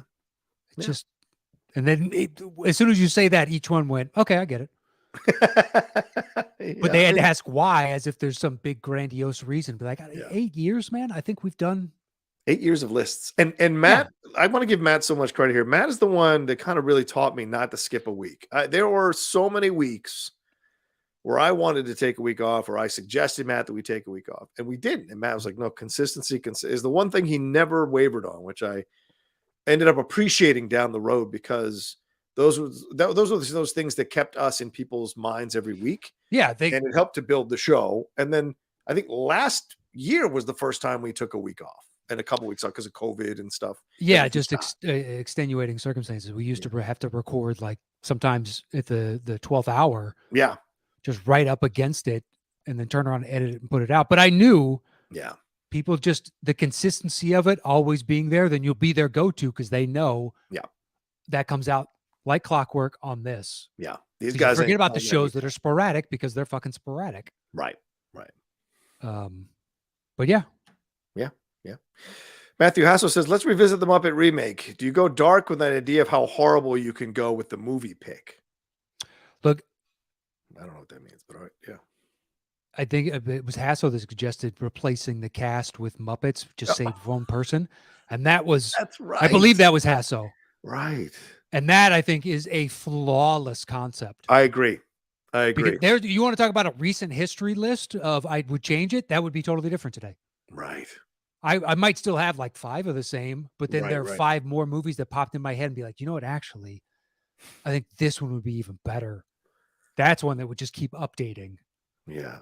You want to come back together, say in 6 months, and do our new Muppets show? Done. Let's do it. Nymphomaniac. Showgirls. Devon Lott says, I'm so gonna miss you guys. Keep up the great work. Hashtag Rocha Knost for life. Oh, thanks, Dev. What about Last Tango in Paris? Do you see the hand? You know what I mean? Or do they take the hand out just for that scene? Who's getting the butter? That's what I want to know. I would assume we're doing it to a Muppet, because we can't. Yeah. Yikes. You would probably kill a majority of them with this thing of butter, but all right. From Francisco Ramirez Burgos. Yes. He says, thank you for all the years of content, guys. First started listening to you during my freshman year of college, and now I just look like shit. Welcome to the club. Thank you, Francisco. Yeah. Knost Alexakos. Yes. He said, for some reason, my first comment about the Chicago show was shown as Cal. Oh, that was him. It was Knost. But it's me, your loyal listener, Knost Alexakos. It was an honor helping you. Love you guys. You gave us one hell of a ride. Thank you, Knost. Yeah, and you know what? We should say thanks to Knost and Kristen and Matthew for helping us with early on, like helping run the Facebook pages and all that. Yeah. And then Joe Ibarra for a couple of years helped us out with the audio. Right. And Mike Shea has been our fucking rock. Mike Shea. For the past, I don't know how many years, and has been helping us with back end stuff. And Mike is, fuck, man. I feel like, owe him like a handy or something, because that dude has been easy killer. Easy. Look, I don't know if he's into it, Mike. Just for you, man. I could be into that. So if I'm ever back Chicago way. But yeah, to everybody that helped us with all kinds of random stuff over the years, thank you so much. Yeah. And we should say something right now. Speaking of helping us, so many of you supported us on the Patreon over the years, and we are shutting the Patreon down, just to let you all know. We are shutting it down. But Matt and I both have Patreons. So if you want to support us and move your patronage over to either one of our Patreons, I created this graphic for you all. If you want to pause it here, take a picture, do whatever you want, write it down. These are both of our Patreons. Matt has the Settle the Score Patreon, Settle the Score Show Patreon. It's so fun there. I've got my personal Patreon for my Outlaw Nation show, and then also, of course, the Cinephiles with Steve and I. But those are the two Patreons I have, and Matt has his there. So if you want to keep supporting what we do separately, because of course we won't be doing the show anymore, you can move your patronage over there to those Patreon addresses and help support us in our endeavors that we do in our separate lives outside the Top 10 show. We would appreciate that greatly. I'm sure both of us have goals that we want to meet that with our shows and things that we want to do with our shows. So the support would be very well appreciated for sure. Let's see. Let's keep going here.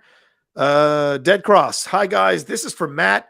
I'm not sure if Matt ever said anything about it in the past, but I was wondering if Matt was still doing stand-up. I mean, you were for a little bit, and then are you still, or what's the deal there? Yeah, but it's sporadic. Okay. I don't know. I've gotten lazy and older. So yeah, unfortunately. And that's, to counteract that inertia, that momentum going one way. It's like, fuck. I just remember how hard the hustle is. Dude. And it's just like, I don't know if I have that in me anymore. That's why I admire Sturger and what she's like. She's been hitting it hard, man. She is all over the country doing stand-up. And I'm like, where are you finding this energy? And plus she's doing her like website with her sexy pictures and stuff. So it's like, man, this is incredible. I shout out to you, because I think that would exhaust the shit out of me to be doing all of that at the same time. Sure. Nicholas Gallagher says, good evening, gentlemen. 2 years ago, I asked John on an episode of SCN Live how to advertise my film, a video game adaptation without dialogue. As of October 2024, my film would be released. Wow. Awesome. Thank you for the advice, and may God bless you both abundantly. Oh, well, shit. That's awesome. Listen though, shouldn't John deserve to get his beat wet on this? You know what I mean? Look, I'm just saying, if it hits a certain threshold, it's fair. That's fair. A couple Fazools under the table for John seems come on now. Just gonna float that as an idea. You know what I mean? At least a thanks on the. Yeah. And then I now get a tiny little piece of that for having brought up the maybe you should, but it's like a morsel. Yeah. Just of this feast. Just a nibble. Just a. I would like something for this guy. Thank you very much. Is there something in this hand that will make you forget what's in this? Timothy R. Williams says Knost NBA is on during the summer here, so a lot of people wear the jerseys here during the heat. But I have the same with our Aussie. I have the same feeling about our Aussie rules jerseys. If you're over 21 years old, stop wearing them. In my opinion, Cocaine Bear I thought was pretty bad. Besides one part. No, you're insane, Timothy. It was a lot of fun. You're insane. Yeah, I don't know. Australia is a much more, for some reason, that seems more tolerable. It's a dangerous fucking place. No thanks. Well, yeah. No, I agree with you 100% there. I'm just talking about from the fucking fauna, not from the people themselves. It's true. Goddamn, everything there is trying to fucking kill you. It is, man. I know it is, man. I know. Big Chuck 420. Big Chuck. Very nice donation. Thank you, Big Chuck. He says, I'm going to miss this show. I found you all at the beginning. Was at a low point in my life. Loved building and comparing our lists. Loved the Schmodown matches. Wish I could have caught a live show. Much love. Don't spend it all in one place. Try not to. Yes. Thank you, Big Chuck. But John might stumble across a 4K selection of Criterion Platinum. I can't be trusted if that happens. And then suddenly... Dude, I had to get Pippi Longstocking. Have you seen the render on this? Dude, it is flawless. I've never seen her hair this red. Oh, the acting looks so terrible, this crystal clear. Oh, my God. You know what I saw the other day? Did I tell you this when we were doing the show? I saw AK the other day, and I was like, you motherfuckers. You motherfuckers. Like, it is beautiful, Matt. Like Oh, that's 8K. I thought you were 8K. Yeah. It is on YouTube. There are some 8K videos that you can watch. And the opening of Blade Runner is in 8K. And I lost it. So fuck. I'm gonna have to just like maybe 10 movies are 8K. That's it. Anyway, Kyle Beckworth says, was a patron for a long time and had the pleasure to go to the Chicago live event. Just wanted to say thank you for all the amazing shows and someone get John a shot of my Lord. LOL. Yeah, no, I'm good. Thank you for coming to the show and for being a patron and supporting us all these years, man. Appreciate it. Absolutely. Jer Morgelli says it's 3:45 a.m. here in Slovenia, and in 2 hours I start a 12-hour shift. I skipped sleeping for this, but I was there from the beginning. I can't miss being here live for the end. No question. Just thank you guys. Good luck and go Mavericks. Wow. I wonder why the Mavericks. I sincerely hope you're not driving any heavy machinery. You know what I mean? For 12 not hours. Operating any fucking forklifts or working in any kind of ward or care unit or anything like that. Yeah. Hopefully it's something where it's just like, you know what, if you're having a bad day, no harm, no foul. Right. Please DM us or tweet at us that you made it through your shift and you were okay. Well, maybe you shouldn't, because we don't need to be tied up in any kind of legal nonsense. So we're just going to assume you made it through just fine. Just fine. Chris Miner says, hey, John and Matt, thank you for years of entertainment and laughs. I will truly miss it. I've been going down a rabbit hole of comedians versus hecklers.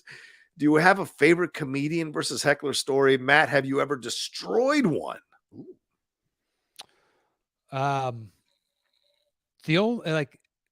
Yeah, sure. It happens. The only one that I ever remember, and was doing some jokes. Yeah. About, I used to be a bartender. So it was just dealing with drunk people. Oh yeah. At bars. It's easy. Everybody, even if you've never been that person, you can identify, but it was all like, God, I remember dealing with dipshits like this and like this. And then one person just yelled out, one woman, you're not perfect. And I was like, excuse me? And she's like, you're not perfect. Like somehow these jokes were directed solely at her. You know what I mean? Yeah. Like I was attacking her. And I did. And I was like, trust me, I know I'm not perfect. I still remember the opening of what I said. I was like, think about the psychology of what I do for a living. I belittle myself for the amusement of strangers such that their laughter at my pain somehow makes me feel better about myself. What in that sounds perfect to you? Exactly. Yeah. It's just like, trust me, man, I got so many fucking skeletons and shit. I hate myself. And I just kept doing that. I made fun of myself for like 3 minutes, 4 minutes, like legitimately, and got the crowd laughing and laughing. And then eventually at the end of it, I just went, so fuck you, bitch. Yeah, exactly. Whoosh. Yeah. I spent 3 to 4 minutes making fun of myself, showing you I realize I'm not perfect. Yeah. And then, so fuck you, bitch. And I'm not kidding. Everybody except her table stood up. I got a standing ovation. And I looked at the clock and I still had to do like 8 minutes. And I'm like, how the fuck do I top that? Yeah. How do I literally just got a sold out show to stand up and fucking give me a standing O. And then I just talked about like how do I top this? And then did like 2 minutes. So I'm like, wouldn't it be stupid if I just went back into my act? And then eventually I segued back into the act, did like a couple jokes and then got the fuck out. Smart. That's the only one I remember. There were others. Yeah. I watched some on TikTok. A lot of people post their heckler or comedian stuff on TikTok. Yeah, most of them suck. But you know, nothing's going to beat the Bill Burr one in Philly. The one in Philly is the all-time awesome. Greatest of. Yeah. There's nothing, no story anybody has it comes anywhere near. Nope. It's the greatest of all. 7 minutes left. I mean, yes. Let me tell you about you racist fucks. You've got a real heavyweight champ from this town, but you put up a statue of a fake white fighter from the movies. You bigoted pricks. 6 minutes left, and you're fucking Bruins with those ridiculous jerseys, or whatever they call them, sweaters. Something about the stripes on their socks or something. It was incredible. 5 minutes left. It is hands down the greatest of all time. Yeah, if you haven't listened to it, you guys got to do yourselves a favor. Do yourself. That is a genuine. If you like comedy at all and you've never seen him tear this Philly crowd's asshole apart, it's awesome. It's at like a sold out amphitheater. Yeah. Yeah, because they turned on him for his comedy, and he's like, "Oh, fuck you." It wasn't. It was an Oh. Opie and Anthony virus tour. Oh, right. Yeah. But there were 3 or 4 comics that went out before him, and one was from Philly. And he goes on. That was the most of the clips. I don't think there's one, but he spends the first couple of minutes talking about "fuck you guys for going after him. He's from here. Yeah. Like respect your own, you degenerates." It's great. Yeah, it's fantastic. Doug Developer says, "Hey guys, thank you so much for all you have done. During my lowest points, I would always look forward to wake up on a Tuesday morning to hear your show. Matt, where would you rank the classic Billy Madison for funniest comedy of the 90s?" I don't think it would be on there. So Really? Wow. Okay. you'd put it in the funniest comedy? No, Billy Madison. No, I'm not a Billy Madison person. I'd watch Happy Gilmore before I watched Billy Madison. 100%. I would watch just about every one of his comedies. Maybe not Little Nicky before I'd watch Billy Madison. I still like Billy Madison, You do? Okay. but I also, if someone were to point out all the flaws, I can't defend the flaws. Yeah, right. So it's just like, look, man, it just hits me the right way, but you're 100% right. Yeah. This is so stupid. This is just, yeah. The penguin thing. The penguin thing is weird and I don't like it. It's all weird. Norm Macdonald is completely wasted. Yes, he is. Yes. Utterly and completely wasted. There's a few others, but the we're now all dumber for having listened to that is awesome. It is awesome. It is That's a something great I've said to comeback. myself, and then somebody turned it into a GIF a long time ago, and it's the perfect GIF. It's got its moments, man. I think they're really good when they're strong. Fair enough. Drew ends in here. What's up, Drew? Says, thank you all for the run. You all have given me so many hours of entertainment and fun. Thank you for creating an amazing community. I would say thank you all for creating the amazing community. We just did the show, and then you all built the community from being fans of the show, and that gave us, like, I don't know, countless feelings of that we were going down the right path, and it was worth doing the show and hearing from all of you all. So you all built the community. Give yourselves all the credit for building the community. You guys did a lot of the work. So, you know. Yeah, we just created a place to meet, and it was everybody else showing up to enter into the conversation that made it what it was. Absolutely. Solo Garcia 9834 says, I have been following since the first year run. I could always count on you guys week after week. The lists were cool, but it was always about the beginning banter between you guys catching up on current events, life, and sports. You guys will be missed. Thank you so. Thank you so. Appreciate that. He also said, P.S. Do you guys remember on the Christmas episode with Ben and Makuga, John sang some circus song at the beginning, thinking it would fit the holiday spirit? A big laugh out loud moment. I don't remember that. I don't remember it all. You sang a circus song? I don't remember that. I feel like this is a fever dream of his, and now he's just, projecting it onto us. I do not remember you singing a circus song. I don't remember you singing ever. Thank you. Yeah, I'm not a good singer. Thank you. There you go. Wait, what? Yeah, fuck. I don't remember that. That was the Guilty Pleasure one, right? Because they were hosting the Guilty Pleasure show or something like that. Oh yeah, God. Because it was at that other dude's name was Ben. Yeah, the other guy, right, Ben. He's writing for Slash Film now. But we did the show at AfterBuzz with them in their studio. That was a lot of fun. Stephen Wolf, thank you, Stephen. Nice donation here. He says, "Hi, John and Matt. Thank you for everything. Your show has gotten me through 2 years of an illness. Holy shit. I appreciate and am so grateful to you both. Matt, will you still be on the YouTubes? Will we ever see you guys again?" Well, Matt is on the YouTubes on Yeah, I just look, youtube.com/Matt Knost. You can see me once a week. There you go. Over there doing Settle the Score. I think people just say that because I don't have. You have all the various shows, so they can catch you with like, oh well, shit, I want to hear him talk about this television show or whatever. Right. So I don't have all those. I've chosen not to. Yes, you have. Yes, you have. Yeah. If Matt wanted to have a bunch of shows, he could, and people would totally watch for sure. So yeah. But Steve, but then it becomes like you gotta fucking watch. I like watching at my pace. Don't get me started. I know that's the downside of it. Or you got to see things you don't want to see and be like, I don't want to see that movie. Everyone's like, oh my God, you've got access to this or that. I'd love to have access to this or that. But then you have a responsibility to review it. Yeah. And you have to watch it when they tell you to watch it. And you have to review it when they tell you to watch it. So for the first year or two, you're going to love it. And then eventually it becomes a job, like any job. I'm amazed it takes 2 years. You lose your free will. You got to watch it when they tell you to watch it. Yeah, they like the idea of it because that one movie they really want to see early. Like, oh yeah, well, what about a month ago? Did you want to see that one? Because I had to watch that one. Yeah. Yeah. Right. And it was fucking the beginning of February, end of January. Guess what? I had to see like 4 of those things in 2 weeks, and they all sucked. They all sucked. Exactly. Yeah. Yeah. I don't go like if I don't have access to or if I see if LA gets early access to all the movies now, or not now, but they do, right? So like here in San Diego, I'll get it a few days later. If a lot of my friends hated a fucking film and I was on the fence about it already, I won't go see it.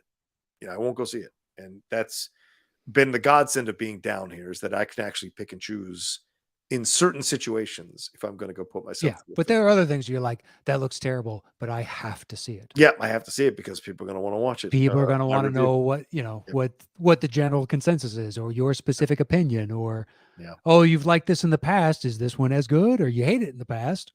Yeah. Yeah. Chuck, another nice donation from Chuck, says, been listening since 2000. Oh, a different Chuck. Sorry. Been listening since 2019. So happy to be a listener and a boss hog. Thank you, Chuck. Oh, Chaz Clark. I think so. How do you think? Oh, Chuck. How do you think the show has changed your opinion on movies, whether it be from the fans or your co-host? Thanks for the memories and wishing you the best, Chuck Clark. There you go. Go Mountaineers. Do you think your opinion has changed much? Well, no, but I think when Matt and I disagree on a movie or have different points about a movie, that's always been a fucking awesome conversation. So, I don't know if necessarily my opinion has changed, but on certain movies, maybe my opinion has changed in terms of the perspective that I have on it because of something Matt has said. Yeah. Or I think Matt and I have suggested films to each other that we eventually watched separately and actually enjoyed. So that's been a part of that too. Yeah, I think the varying perspective can color your perception of it. Occasionally you're like, yeah, you know what? I had never thought of it like that. That's interesting. Like, I still not a fan or whatever, but at least I can see where you're coming from. Yeah. It's the people that thankfully I don't have, we haven't had this friction where the argument doesn't matter. It's just like, I like it. And we're like, oh, okay, that's fine. Yeah. But what about this, and this? Here are the points that I have trouble with. And then it's just, no, you're wrong. Be like, that's not a discussion, man. That's never been our thing. Yeah. Yeah. But we got to be use willing those to hear. points when we're arguing about seating in a movie, like if we're battling over where a movie should go on our lists, but not to denigrate the other person liking the movie.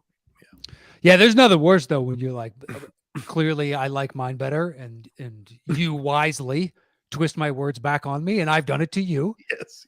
And you're like, yes, my go-to response is always, don't bring logic into this. But that hurts. You're like, oh, son of a bitch. My words are coming back to haunt me pretty quickly. Yep. Yeah, so this is great. Thank you, Chuck, man. It's really kind of you to send that in. AZ Badfish says, thanks for the many years of entertainment. This has been one of my most favorite podcasts for a long time. If you guys put out a weekly catch-up show, which is just you two shoot the shit, I would totally follow that. Love you guys. Best wishes to you both. There you go. It's actually going to be a TikTok, and we both do 15 seconds with an intro and outro. It's about 40 total. Done. Yeah, totally. Boom. In and out. In and out. Hated it. Done. Here's my out-of-theater reaction. No. Jay Scotty Friels is just sending. You know what my reaction is? It's called running eggs, motherfucker. That's my reaction. Yeah, that one was running eggs, and you're just going to start your own site instead of Rotten Tomatoes. But it's got to be like Urban Dictionary. You never fully come on and say what it means, but people that know. I think firm eggs or running eggs. Is it firm? Can scramble? Does scramble do it too, or is it just the just the runny ones, just the yolk? That's wild. Yeah, I know. Trust me, she goes insane trying to diagnose me because she loves to. Yeah, sunny side up eggs are my absolute favorite. Really? Yeah, her too. She loves to cook them sunny side. Loves. Oh, then it just mop it up with the toast and the potatoes or whatever else you got. Sometimes you dip my bacon in it like an asshole. You know what I mean? As if bacon needs more fat. Delicious. Oh, it's so good. Yeah, what's the place in LA? Oh, Egg Slut. I loved Egg Slut because they would do that. The bacon on top of the fresh sunny side egg and the cheese and then the bun.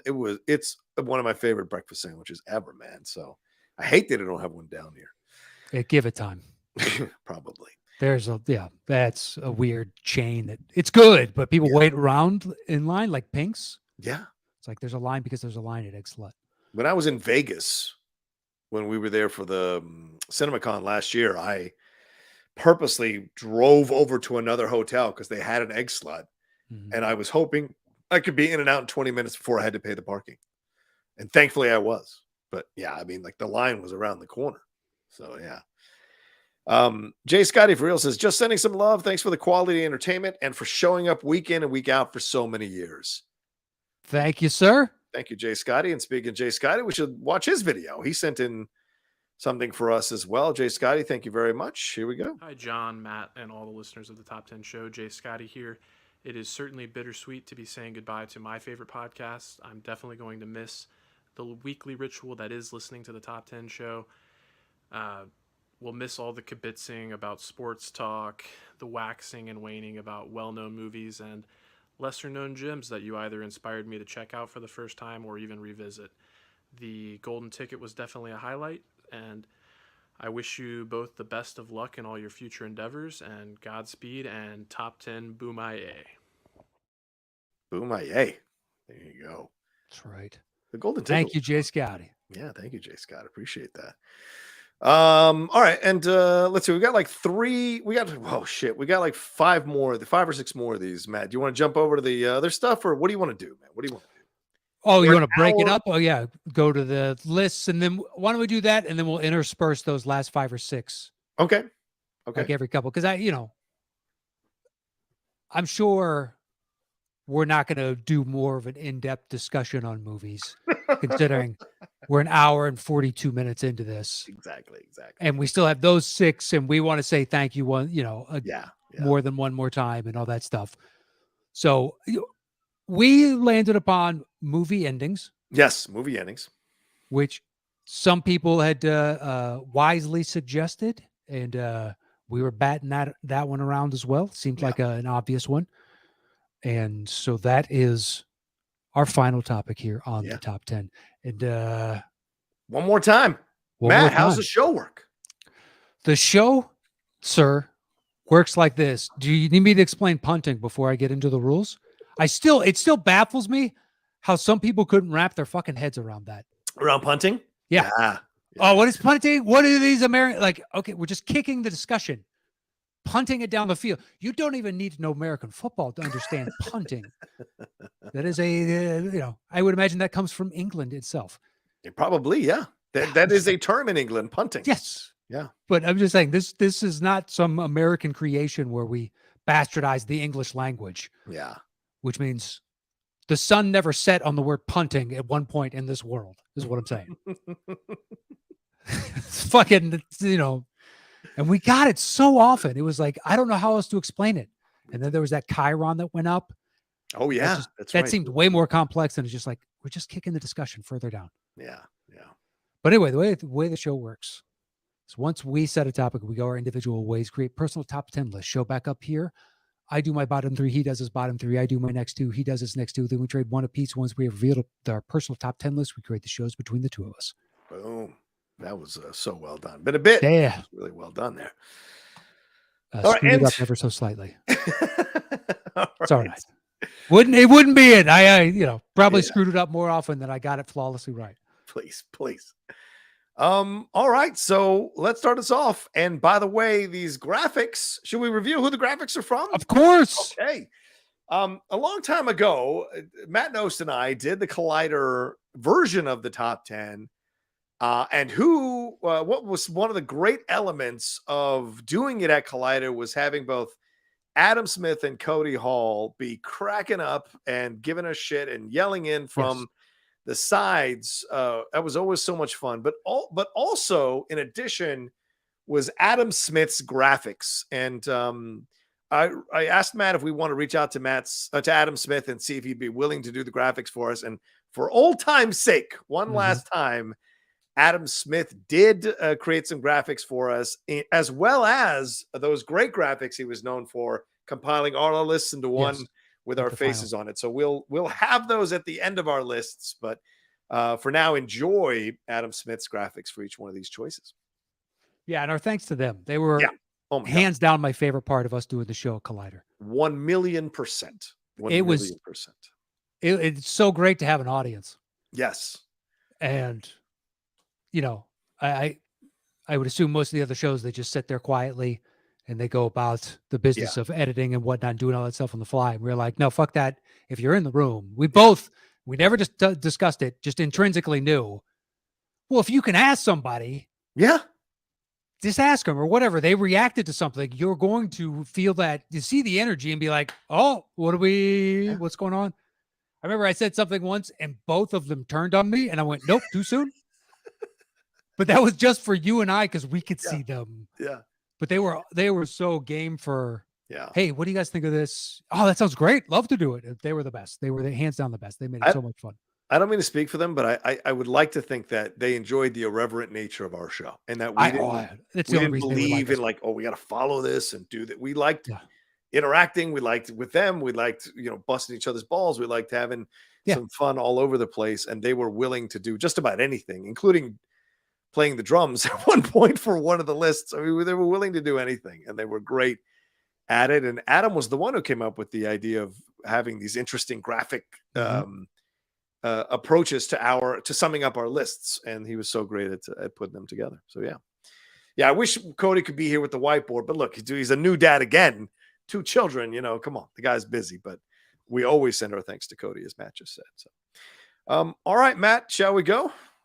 All right, at number 10, yeah, I have The Shining, which, look, you can go a lot of ways. Yeah. This wasn't as hard as doing a personal top 10 list, but to choose 10, like I had a list of, I don't know how stinking long. Oh yeah. Mine was pretty long. I got to 40 and I was like, I got to stop. Yeah. I chose this one because it was so different from a majority of the other choices I made. Yeah. And I was like, you know what? That's a nice change of pace from the rest of what I've got going here. Yeah. Because it throws you for a loop after you've already gone down the rabbit hole, only find out that the rabbit hole actually deposits you upside down. Yeah. And you're like, what does this photo mean? Great. Now I'm walking out of here. So how much of this was real? Did he exist on the photo before this? Are you saying it's like a soul and he was always meant to be here? Or now he is, because he's a part of this place, his ghost is haunted here. Now that's why he joined. Like, I don't know. Yeah. So it could be one of the first times where I walked away with more questions that I had answers for, and I enjoyed it for that. And now I like that in movies sometimes, where you're like walking out trying to decipher everything you saw and enjoying the fact that you can't and you're not technically meant to. Yeah, I agree. It's one of the reasons you and I both like that documentary that breaks down all the different philosophies around the movie or possible reasons for the movie. And because there's so many questions around the movie with how Kubrick put things out there, didn't really answer a lot of questions, just put things out there for you to ponder after the movie was done, which I agree with you. I thought was great. Yeah. What's your 9? My number 9 is The Karate Kid. Ooh, there it is. So this was just pure. I remember being a kid in the theater, watching this. And when he kicks what's his nuts in the face? Johnny, thank you. I mean, it was just primal, like, yes! Like, as a kid, just so jacked. Like, what I'd later find out, like, when you drink a full 2-liter Mountain Dew. Yeah. Like, just a couple of years later, and you're like, oh, caffeine. Just being so, because it ends right there. Right. It ends right there. Yeah. That is the end. Comes down. We go to Miyagi. Miyagi gives the knowing, like this is a Folgers commercial or some shit. Yeah. Just like, that's my guy. And it just cuts and you just credits. And you're like, yes! Dad puts you in a body bag. Like, I didn't know curse words because I was 5 or so when this came out. It's just like, it's just one of the greatest. Knowing that movies had that type of power, and they still do. Yes. Not to that exultant degree. Right. But they'll have different emotional impacts now. Yeah. Yeah. It's kind of like Inside Out. You know, it was a lot of joyful memories when you're younger, and then it segues into, well, there's sad memories that you hold on to that you enjoy. Yeah. Yeah. But yeah, just the power of movies sometimes. So I chose Karate Kid. It's a great choice, brother. I love it too. Great ending. And right, he ended both Rocky and Karate Kid in the same way. Final Smart. interaction, right fade to black. And Yeah. yeah, it's great. All right, what's your number 8?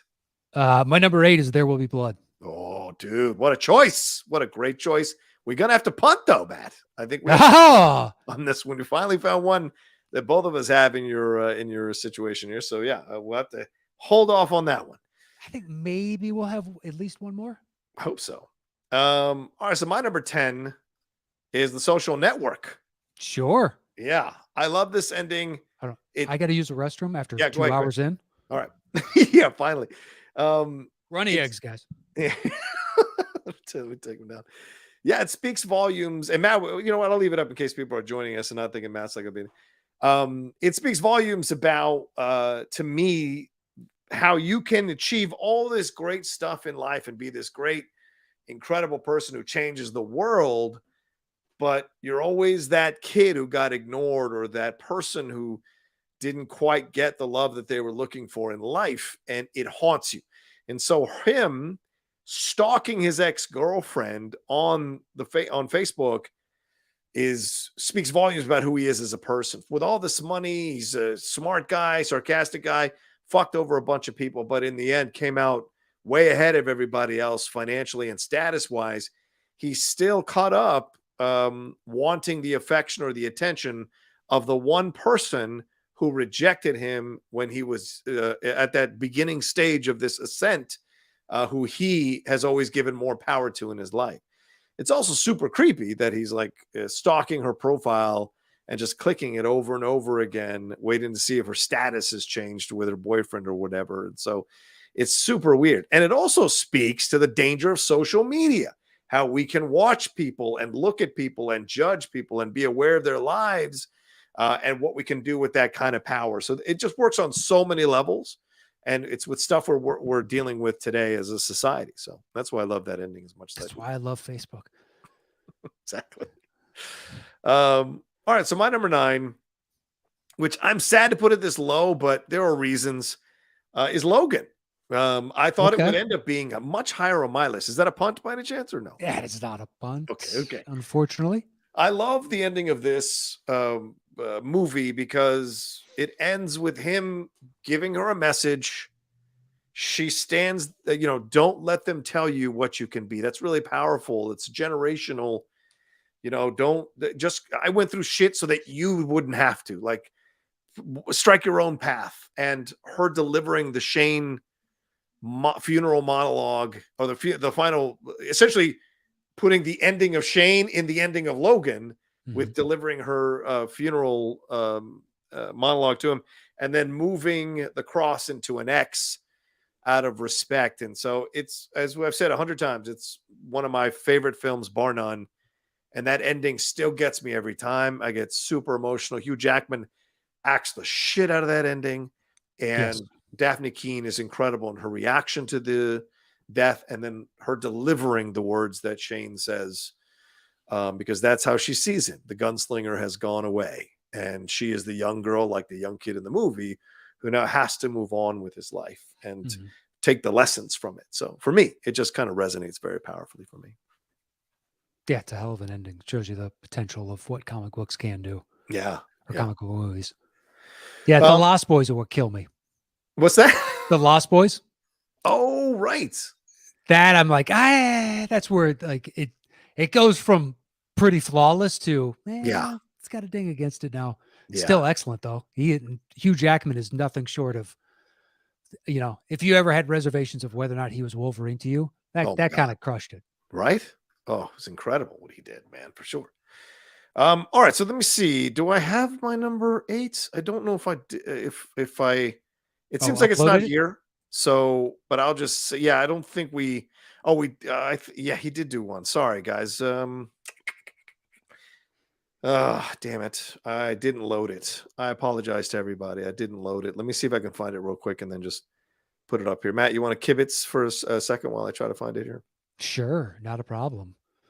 So this is me kibitzing away. I can load up the YouTube real quick, see if how the chat's going or something like that. People are commenting basically that our lists are pretty amazing so far. So I thank you for that. One individual is saying that Roadhouse has the best ending of all time. Oh, for the love of God. Maybe. Like we said earlier, opinions are all valid. We don't have to agree with one another. Go ahead. Spoilers. It doesn't make either of our lists. No, it doesn't. All right, here's my number 8. It is Rogue One. Rogue One is my number 8. Mean, the Darth Vader. That is called a punt, man. How dare you? Good. A punt it is. How dare you? I'm happy with that. All right. Knost, you're 7. My 7 is The Dark Knight. There it is. Great choice, man. Well, it's the best, I think, ending for any of the Batmans, just in that it really cements an aspect of the character that gets lost in the shuffle quite a few times when it's translated over to movies. Yeah. And it's like, Michael Keaton and Ben Affleck's Batmobiles having guns. Yeah. Not necessarily something Batman does. Or Affleck's basically not being the best detective in the world. Just kind of almost falls backwards into all the information that you just assume Batman would be able to track down. And I'm not knocking it. Like, I think that he could bring a really interesting take to the character. I just haven't enjoyed what's been given to me thus far. But you know what? There's individuals that love it. Yeah. But this one, to watch him once he tells Gordon, you can't pin it on him. Yeah. Even though you can't do that. And Gordon's like, hope. no, you can't. Yeah. Yeah. That I can be a different kind of symbol. I can be what Gotham needs me to be. Right. Because what is my motivation? Is it to be a savior, or is it to actually try and affect the change that I've been espousing all these years? Yeah. And it's very centered on what you assume that character should be. And considering Batman is my favorite of all comic books, it's like they crushed it so hard in the ending on that one. Yeah. It's a great ending, that was my choice. It's a great ending. So much happens, and you're right. Just that commentary there, which makes it which people don't seem to give it enough love for. It's such an unusual ending for a comic book movie that speaks volumes about the intention of that movie and what its commentary on society actually is. So yeah, agreed. All right. So what's your 6, Mr. Knost? My 6. You know what's weird? So you're doing these lists, and then they're set in stone because we sent them to Adam days ago. I think I'd have my 6 off my list now and put something in its place. Wow. Yeah, just looking at it now, because I normally, kind of commit the night before to doing my list. Yeah. Because I'm just less apt to change my mind the next day. But my 6 right now is 7. Yeah. Which I love the ending. It's a great way to transfer the horror that's been subjugated on basically nameless individuals onto Brad Pitt, someone you've spent the entire movie with, becoming Wrath. And you actually get to see the manifestation of what John Doe is trying to, quote unquote, eradicate from the world. Yeah. To turn the mirror back on us, to show us that we have flaws, even though we are hypocrites. Yeah. And I think to an individual, we all side with Brad Pitt's Wrath, which is interesting. Yeah. I had it up until the final moments on my list, 7. And I was so close because of that ending, because of what happens to Spacey and what Pitt is destroyed by that ending. Totally. And he gets paid back for his negligence of her, his selfishness of his career, and his dismissiveness towards John Doe way more than he deserves to be paid back. And it's a destructive ending. So in the end, John Doe takes one more life, so to speak, before. But to cement his ideology. Yes. And, when he's like, they're going to write books about me, he knows it has the best ending. Yep. And I'm not saying it's a bad ending, but I'm looking at it going, okay, I was just looking at that list of, wow, shit, I left that off. And I left this off. Well, also, Matt, like when he's telling him what he did, I went to your house. I tried to play husband, and she didn't want to do like your imagination runs wild about what he did to poor Gwyneth Paltrow, who is so innocent, so scared about the city, worried about the child, all of these things, and none of it worked on him. He still killed her. Yeah. He still did what he did, Oh, even with a baby inside of her. Yeah.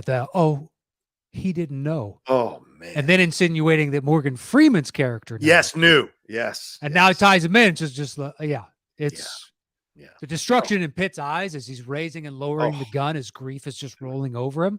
Dude. Oh, yeah. my God. So People good. just, he's a good looking dude. You're like, that's an actor. That is. Look at that performance. I believe he believes this. Yeah. It's incredible. All right, let's see. All right, so that was your so then we're at my 7, right? So my 7 is The Searchers. Oh, sure. I went back and forth on the Westerns to put in here. I didn't want to put in The Good, the Bad, and the Ugly because there's time after the duel. It doesn't quite. I thought about it too, but yeah, I was like, yeah. If they did it on the duel, I agree with you. Or even Unforgiven, even though it's a great, kind of fight and he says what he says, we still have the whole scroll and all this. So to me, but here with The Searchers, it ends like the movie begins. He has, this guy who's not an easy protagonist to like. He finds Natalie Wood through some pretty unsavory means, and you as the viewer have to decide for yourself where you fall on the decisions he's made. But he does end up saving her. He does take her away from that tribe to bring her back to her own tribe, her people. But he is the Old West. And they open the door with him at the beginning because they need him. But they close the door on him at the end of the movie. And to me, there's so much symbolism there in how we as a society do move on from the things that we used to establish our society, because we don't want to be known for those things that we use to establish our society. Slavery, whatever you want to throw in there, it can represent all kinds of things. But of course, in the movie, it represents the Old West, which was, unstable. There was fights all the time. There was unsavory decisions made and uncivilized approaches to the world. And they're moving on as a civilization. And he can't be around for what they're going to do next. Yeah. And so it's such a beautiful ending to a guy for a movie rather that brings you an uncomfortable protagonist to be following. Yeah, unless you are a fan of it, most people don't want the warts and all story. Yeah. And that's why you close the door on an individual like this. As we progress forward, we only want to be reminding ourselves of the positive things of how we got here. Exactly. It's like Odin putting over the mural over what he and Hela did. Right. Yes. 100%. Yeah. Great point. Man. Trying to spin a different narrative and be like, yeah, but we got there on the backs of these terrible things. Yeah. It's a great call. I haven't seen that in forever. Oh man. Every few months. My number 6 is Whiplash. I mean, ooh, good choice. That whole ending, you don't have to play it from the beginning of the concert. You can just start from when he walks back into the room. When he walks back in after he talks to his father, and his father, Paul Reiser, is about to take him home. Yeah, and it's take like, care of him. it's okay. Yeah. It's okay. You did your best. And he's like, no, I didn't. No, I didn't. I know I didn't. And he walks back in there and he turns the power dynamic around on J.E. Freeman, and he controls the band. He sets the pace. He delivers the piece de resistance at the end there of this battle between him and J.E. Freeman. And at the, am I saying that right? Is it, sorry, what I can't remember J.K. Simmons' character. J.K. Simmons, that's it. I'm sorry. I thought you were saying his character name was J.E. Freeman. I was like, wow. That's my bad. That's my J.E. Freeman from Miller's Crossing. That's my bad. J.K. Simmons. Yeah, J.K. Simmons. The back and forth between them in that whole ending. Oh yeah. And the sweat off the cymbals and just the ferocity with which Miles Teller is doing that. is incredible to witness. And the end is literally the end of the song. And you see that he has won this battle of wills with J.K. Simmons. And you, as the audience, are left to decide whether he did the right thing or not. And what the movie of this message is, or the message of this movie is it okay for teachers to be like this or not? Or mentors to be like this or not? And I love that for a film. For some people, yes. Yes, I know. And that's the uncomfortable truth that a lot of people don't want to accept. For some people, that is the motivation. They need the stick. Yeah. 100%. Yeah. I'm not saying it's for everyone. Right. But hopefully the certain students gravitate towards that. Oh, there are others like the Krzyzewskis of the world where it's all positive. Everything's very positive. Yeah. I feel like Calipari is not that positive. So Calipari is probably the greatest car salesman in the history of man. More than Patino? I feel like they're... Yeah, because Patino, every once and again, his venom would expose itself. Oh, you're right. Yeah, Calipari never. He always stays. He's the greatest car salesman of all time. Yeah, Patino you could tell was a prick. You need the true coat. Calipari, you just know is full of shit, and he's probably a prick. But I've never seen it. You got to buy the true coat. You Oh yeah, you definitely need it. 100%. And the second clear wax. Oh, the second clear wax. It ain't gonna be a great car. It's key. It's for the salt in the wintertime. And it helps keep the salt from prematurely rusting the metal. Okay. All right.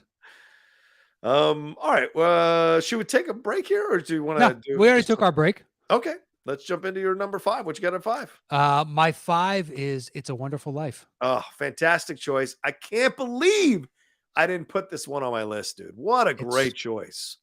Go ahead, bro. Look, I came to this movie because of the show. Okay. I look, it's impossible not to know the movie. Yeah. Even if you've never seen the movie. Yeah. Because it gets referenced by other things. The first thing I ever saw was the Dana Carvey SNL skit or sketch. But it was stuff like that where people would make reference to George Bailey or everything that comes up in it. So the first time I went to watch it was probably 5 years ago. Oh, wow. Okay. Maybe 4, but I want to say 5 years ago. Yeah. And saw it. And I told you after I saw it after Christmas, and I was like, you know what? It holds its own and with a modern audience, unlike very few movies from its era. Yeah. The pacing, the editing, everything is modern sensibility.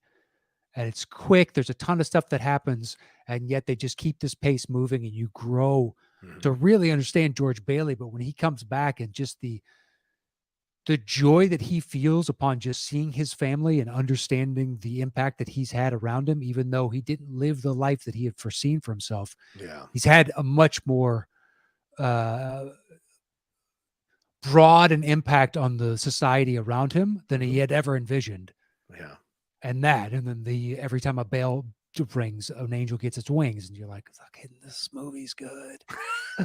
It's a nice tie back. Like, it's great. The writing is crisp. Like, it flawlessly holds up. I was blown away. And that ending is perfect. Everybody comes in and has their one thing to say that ties back to something they did earlier in the movie. And it is just, I cry every fucking time because we all, I think a lot of us, have that situation in our lives where we're not 100% appreciated all the time for what we do, and we don't see it, we can't see it, and a lot of people don't really surrender those kinds of words or compliments or stuff like that. And so when you see it happening, and there's such honesty and realness in the things that they're saying, Harry, Sam Wainwright, their housekeeper, the guy from the high school, the Violet when she comes in with, there's so much there. The bank examiner ripping things up, fucking and singing along. Hey, look, it's Mr. Martini. Yeah. Hey, and everybody goes in, but you're watching it going, Mr. Martini. Let's everybody. Oh yeah, everybody, come on in. I'm busting a jukebox. Yeah, all that shit. Just incredible. Can you hear the rain, by the way? Huh? You obviously can't. It just started pouring down pretty hard at my house. Oh shit, that means it's coming our way in a little bit. All right, so then my number 5 is Field of Dreams. I mean, what can you tell me about this movie? Dad, do you want to have a catch? I mean, just absolute waterworks. And the way they build it up, the way it's shot, the lower angles as you're seeing his dad in all his glory as a young man, just as the sun is going down, and his realization that it's his father. And they never like admit it, except when Roy says, "Hey, Dad, do you want to have a catch?" And he just has that moment, that actor, and pauses and goes, "I'd really like that." And it's this, everyone who's ever had a fractured relationship with a parent, it's that moment that you wish you could have before they left. Sure. Or you hope you have, in life. And you put the old shit away and you have that connection again. And it was fucking beautiful. It never ceases to destroy me. And I think a lot of people, a lot of men especially, probably cried for the first time watching that movie. Just throwing it out there. High likelihood, I'd assume. Yeah. Oh, yes. Jonathan's right. That James Horner score is a perfect. You're right. It is amazing on that. Okay. What's your 4? My number 4 is Saving Private Ryan. Oh, okay. Okay, go ahead. Keep going, man. Keep going. Okay. It still gets me. I rewatched it for this, and he stops. The camera morphs from Tom Hanks from Matt Damon into that old man who you thought was Tom Hanks because we did the dissolve into him at the start of the story. Yes. And him breaking down and just needing the reassurance from his wife. Because I try to put myself in his shoes when he's like, tell me I'm a good man and that I've led a good life. And the confused look on her face, not understanding, knowing that it has something to do with this individual that rests before them. Yeah. But for him, because he's lived with this experience every day since it happened. Yeah.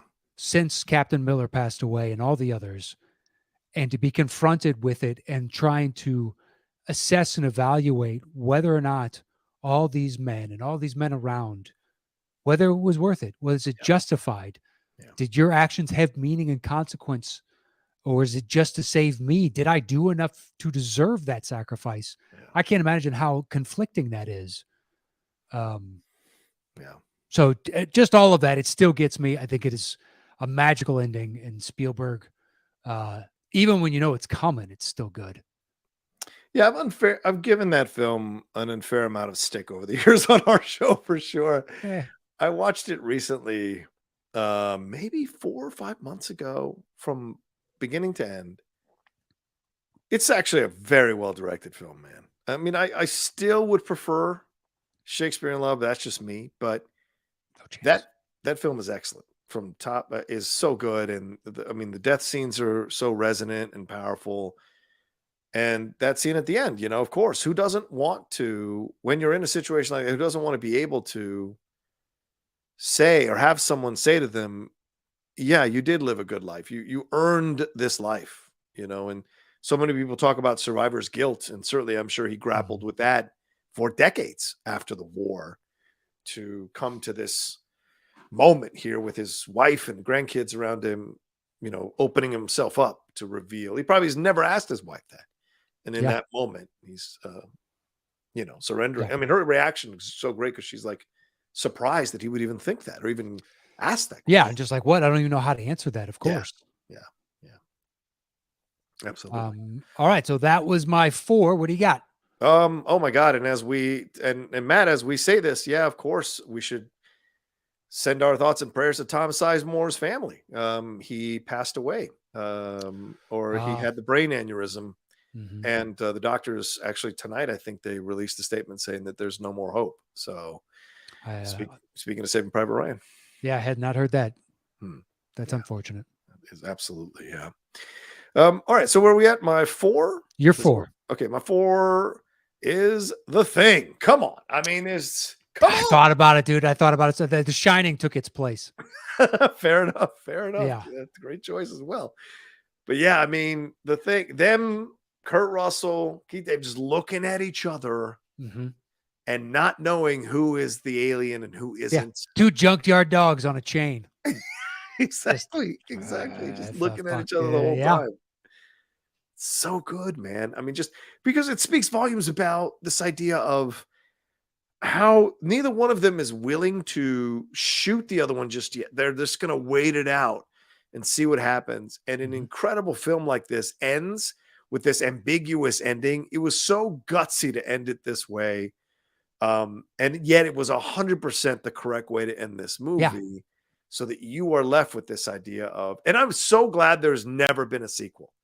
And I There know shouldn't be. I know they're talking about it still, but I hope The- there's never a sequel. The 'cause it's remake such a didn't perfect do ending. well, Yeah, right. Exactly. which the remake is not bad. Yeah. It's not as good as the original, but it's not Yeah. bad. I know it got shit on, but I was like, look, you're never going to top. No. So you just don't hold it to those expectations. Yeah. Yeah. It's just so good. All right. What's your 3, my man? My number 3 is The Usual Suspects. Yeah, there you go.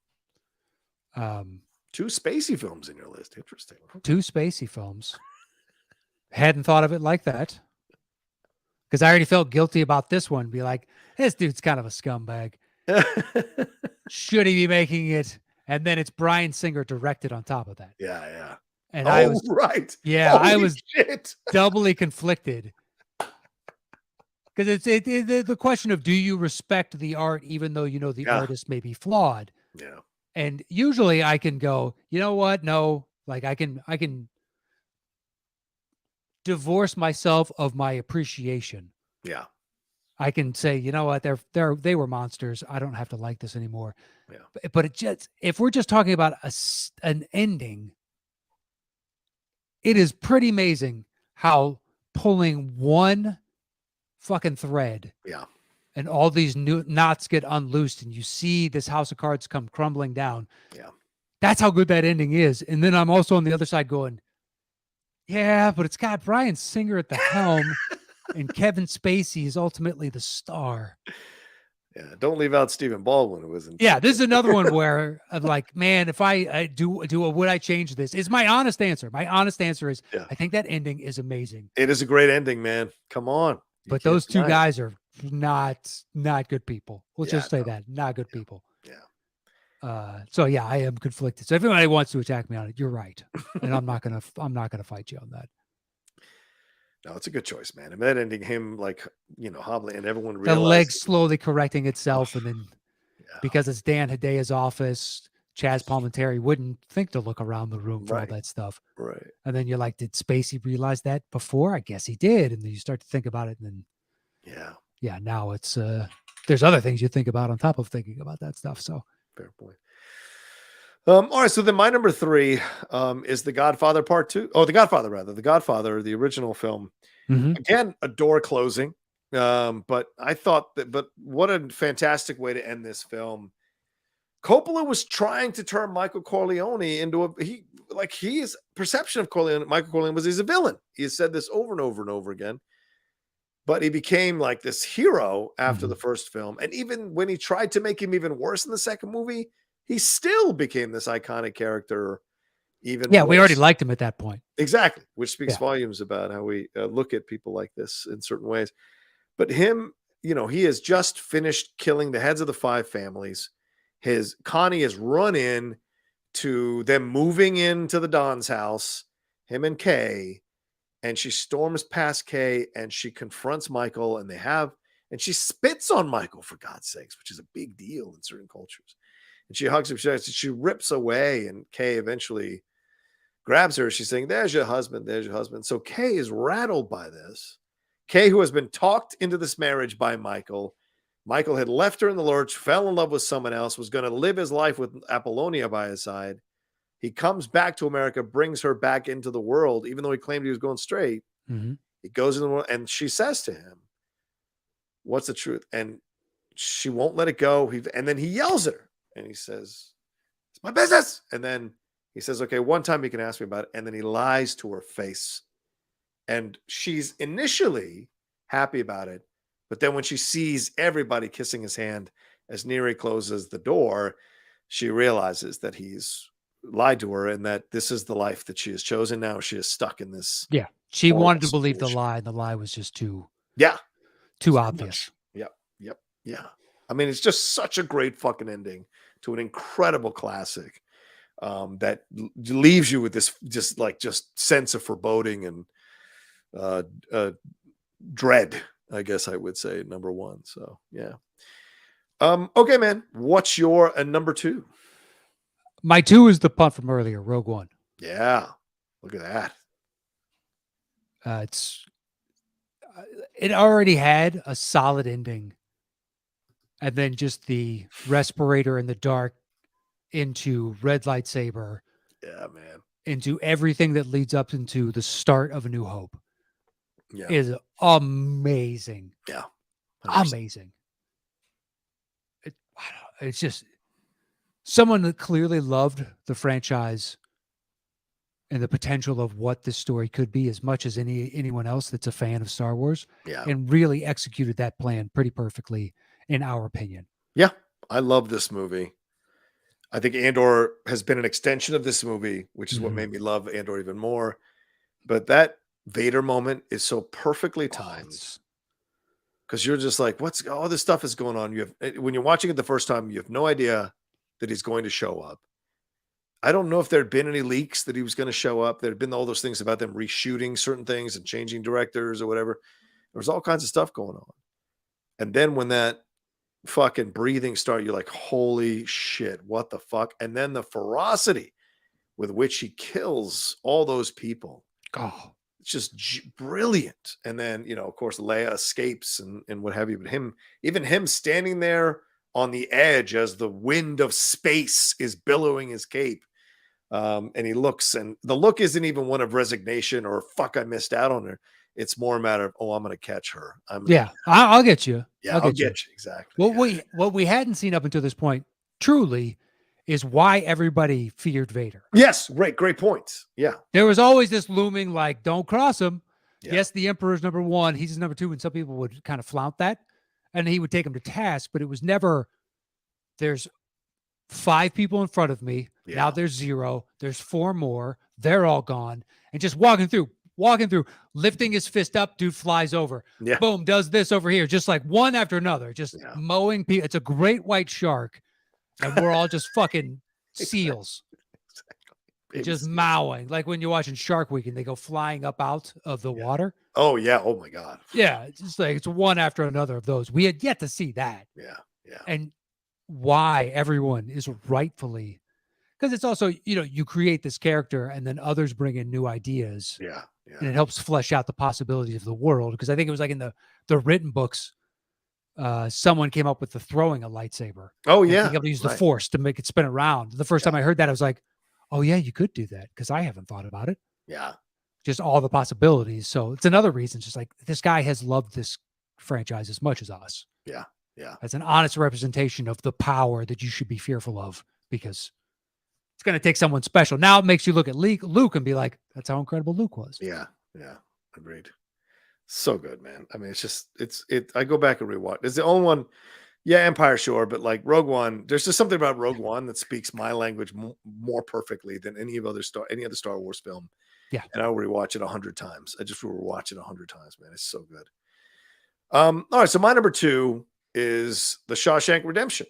I mean, I know it's a little bit of a sweet ending, not quite as ambiguous as some of the other endings, or as powerful in terms of the dread or whatever. We just talked about Vader, but the voiceover of Morgan Freeman and how he's talking about his experience as he's heading to see Andy. And we see him, of course, like Brooks, going through the motions, going through the paces. And he's talking about that experience of being out in the real world and him thinking about going back and what it would take and all of that. And, asking to go pee. And the guy says, you don't have to ask me to go pee. So all these things. And then and then he gets that postcard from Andy. And that's where the ending really begins. And he goes on this journey to go find that case, to go find under the black obsidian or something like that stone. and he finds his way and he talks and narrates the whole time. You know, no one's going to kick up much dirt for a guy like me crossing the border. And I love that we have the close-up of Andy when he sees Red. And of course, the great Morgan Freeman saying, you know, most of all, I just miss my friend, which is just fucking devastating. But I love that we see Andy see Red and then the camera pulls out.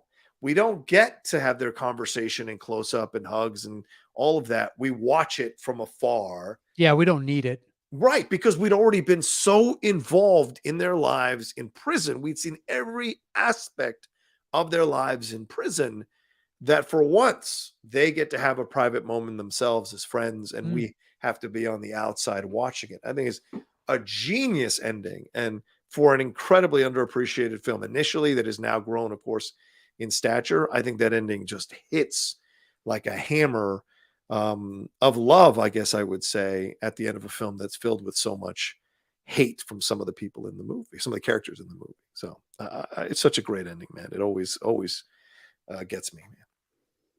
Yeah, in hindsight, it's crazy that this wasn't a hit. Yeah, I know, right? Yeah. Yeah. It's baffling. Yeah. When you see it and you're like, it's a pretty perfect. Yeah. Agreed. What else do you want in a movie? Yeah. Yeah. Yeah, there it is, Peggy. Oh, Peggy, great job. She says, I hope I make it across the border. I hope to see my friend and shake his hand. I hope the Pacific is as blue as it has been in my dreams.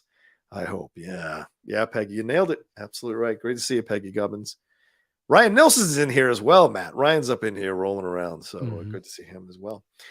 All right. Do we want And Ryan, I will never meet you in person, just so you know. I can't remember why I said that to him. It was on Twitter like a month ago or something. Did you really? Well, I think it was after we announced, hey, we're going to be wrapping it up. And you're like, Yeah. he said he had the pleasure of meeting you once, but he never got a chance to meet me. Oh, we never crossed paths at all the random stuff. I thought for sure we had done something. Yeah, or maybe we were the same thing, but we never interacted. Just Gotcha. Yeah. You go to some of those things and there's 90 people. Yeah, no, you're like right. Literally 90 people. There's just no way. Yeah, especially spectacular. Jesus. Yeah. Should we play one last video from a fan before we get to our number ones, or do you want Sure. to? Okay, this is our last video of the night here. So this is Jay Pinnell, and then after this, we'll give you our number ones. Thank you, John and Matt, for a lovely run, many years of entertainment. My movie shelf today is a little incomplete as I'm packing for a move, but what titles are left I made with the theme of the Top 10 show. Titles that you've talked about a lot, or I think you guys like a lot. And the movie collection was built with my brother and I. Every Christmas, we would get together and have a stack of used movies that we found in bargain bins. 20, 30 titles sometimes. And we would take hours upon hours over many beers and wines, exchanging one at a time, each one a surprise, discuss why it belonged on each other's shelf, and ranked. And always look forward to that number one to make the other brother cry, to remind us of our childhoods. Thanks for being a part of that. The show always reminded me of my brother. Congratulations, guys. Damn, man. That was very sweet. Very sweet. And he did. He had some top 10 bangers on those walls. I saw Amadeus. Amadeus, man. Yeah. Yeah. Dark Knight. Naked Gun. Yeah. You had some classics, my friend. Classics. Wow. Very moving. Thank you, Jay.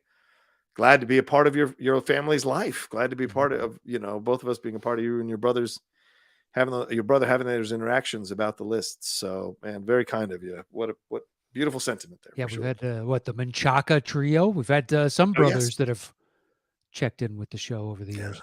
Menchacas. The Menchacas. All right, Matt. Should we get to our number ones? My number one is The Last Crusade. Yeah, I mean, come on. It's that when we were like, hey, we had two ideas for this show. Yeah. That you texted me, you're like, what about these? And I'm like, either of those work.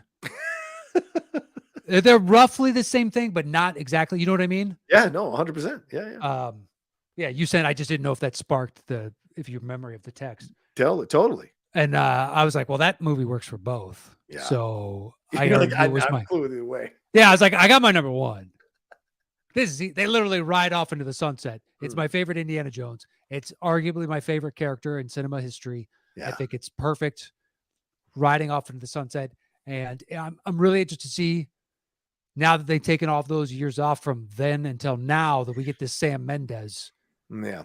because nothing has come out in between. Yeah. So where has the character grown since Last Crusade to now? Yeah. Yeah, but a guy like James Mangold, who did Logan, who did, I said Ford, Mendez, Mangold. yeah, Ford versus Ferrari. I feel like we're in the right hands, even though some people have been a little weirded out by the trailers. I just give a lot of belief into Mangold. I think we're going to get a much better film than we did the last time around. It may not be on the level of Crusade or the original Raiders, but I think it's still going to be a good film, and I anticipate that it will be. So I hope. Yeah, I'm not going in there going, this better be as good as. Right. I just want to be entertained. That's it. Yeah. So please just entertain me. We should say to juror who is going off to work, please be safe. Oh, Yuri Mugeli? That's my. Yeah. He's got the 12-hour shift. Yes. There, yeah. Once again, though, we do not know what you do. No, we don't know. We have no idea. Nor do we co-sign off on you not sleeping before your 12-hour shift. But Exactly. God bless you, man. That's dedication. Thank you for staying up with us. Thanks, man. Have fun at work. We love you. All right, then my number one is the punt from earlier. There will be blood. I mean, you couldn't have created a better Rocha ending than Daniel Plainview beating the living shit out of a sanctimonious, slimy, lying piece of dog shit. And then saying, I'm finished. It is such an incredible ending.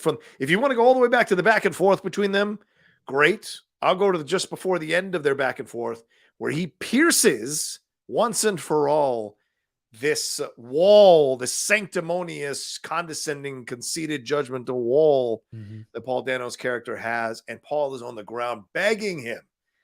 And Daniel, in his mania and his madness, Daniel Plainview, goes after him. And even the physicality of Daniel Day-Lewis as he's doing this, throwing the bowling pins, throwing the bowling ball, and then almost surprises himself when he knocks out Eli.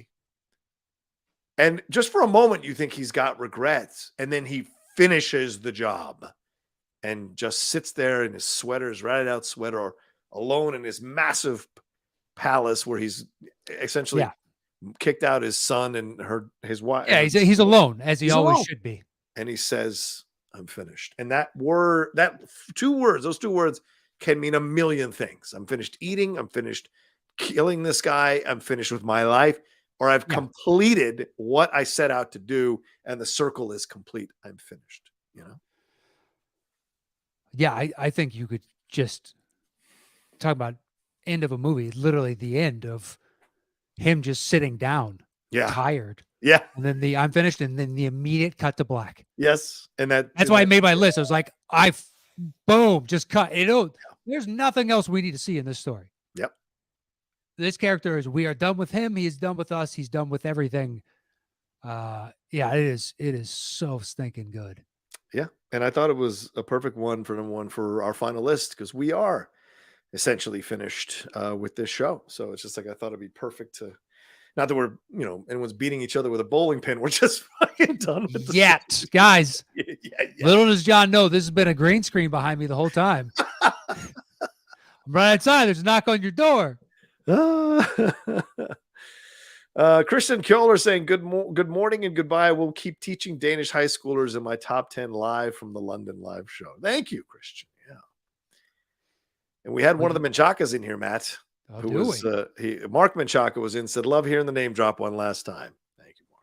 Appreciate that. Do we have any more Streamlabs? I know you said we do, but first I want to recap our lists here, Matt. That's true. Adam Smith did another wonderful recap of our list graphic, and there it is. Matt Knost. Oh, look at that. Seamless. Oh my God. Seamless. Dude, my head looks so bloated. What? Look at it. You tell me that looks like Fat Matt, when he wasn't eating as much like an asshole, but still drinking way too much. I got a double chin that's poking out the side there. Are you going to criticize Adam's graphic after No! all this work? I am not. I am just saying, dude, hit me up next time. I don't know where this picture is from. Did you find my MySpace account? That's what Maybe. I'm saying. We left him to his own devices. That's true. We did. You could have sent him a picture. I'm questioning where he found this picture because that is a bloated old picture of me. I like this. Drew N says, looks like you could be Sean Connery's son more than Harrison Ford. That's a compliment. Is it though? James Petty says MODOK. Yikes. Exactly. Doesn't my head looks massive. Like it's disproportionate too. Like I've been drinking way too much and I've got that swollen Ted Kennedy head. Era. She was alive when she went in the water. All right.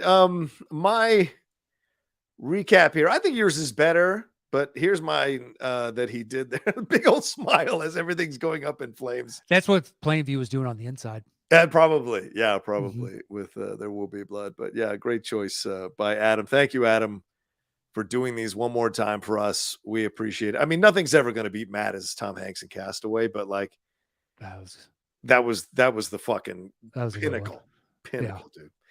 But we appreciated Adam doing all these graphics for us one last time here. Amazing. Very, very kind of him to do it, Matt. And part of that was on brand, just to let Adam know. I loved it. If I had no opinion at all, it means it sparked no reaction. That's true. Shows you, look, the man's an artist. He's an artist with a Thompson. All right, so you want to rip through these Streamlabs, then we'll wrap it up? Yeah, let's do that. Okay. All right, real quick. Jay Scott Friel says, just sending some love. Thanks for the quality and entertainment and for showing up week in and week out for so many years. Thank you, Jay Scotty. Thank you, sir.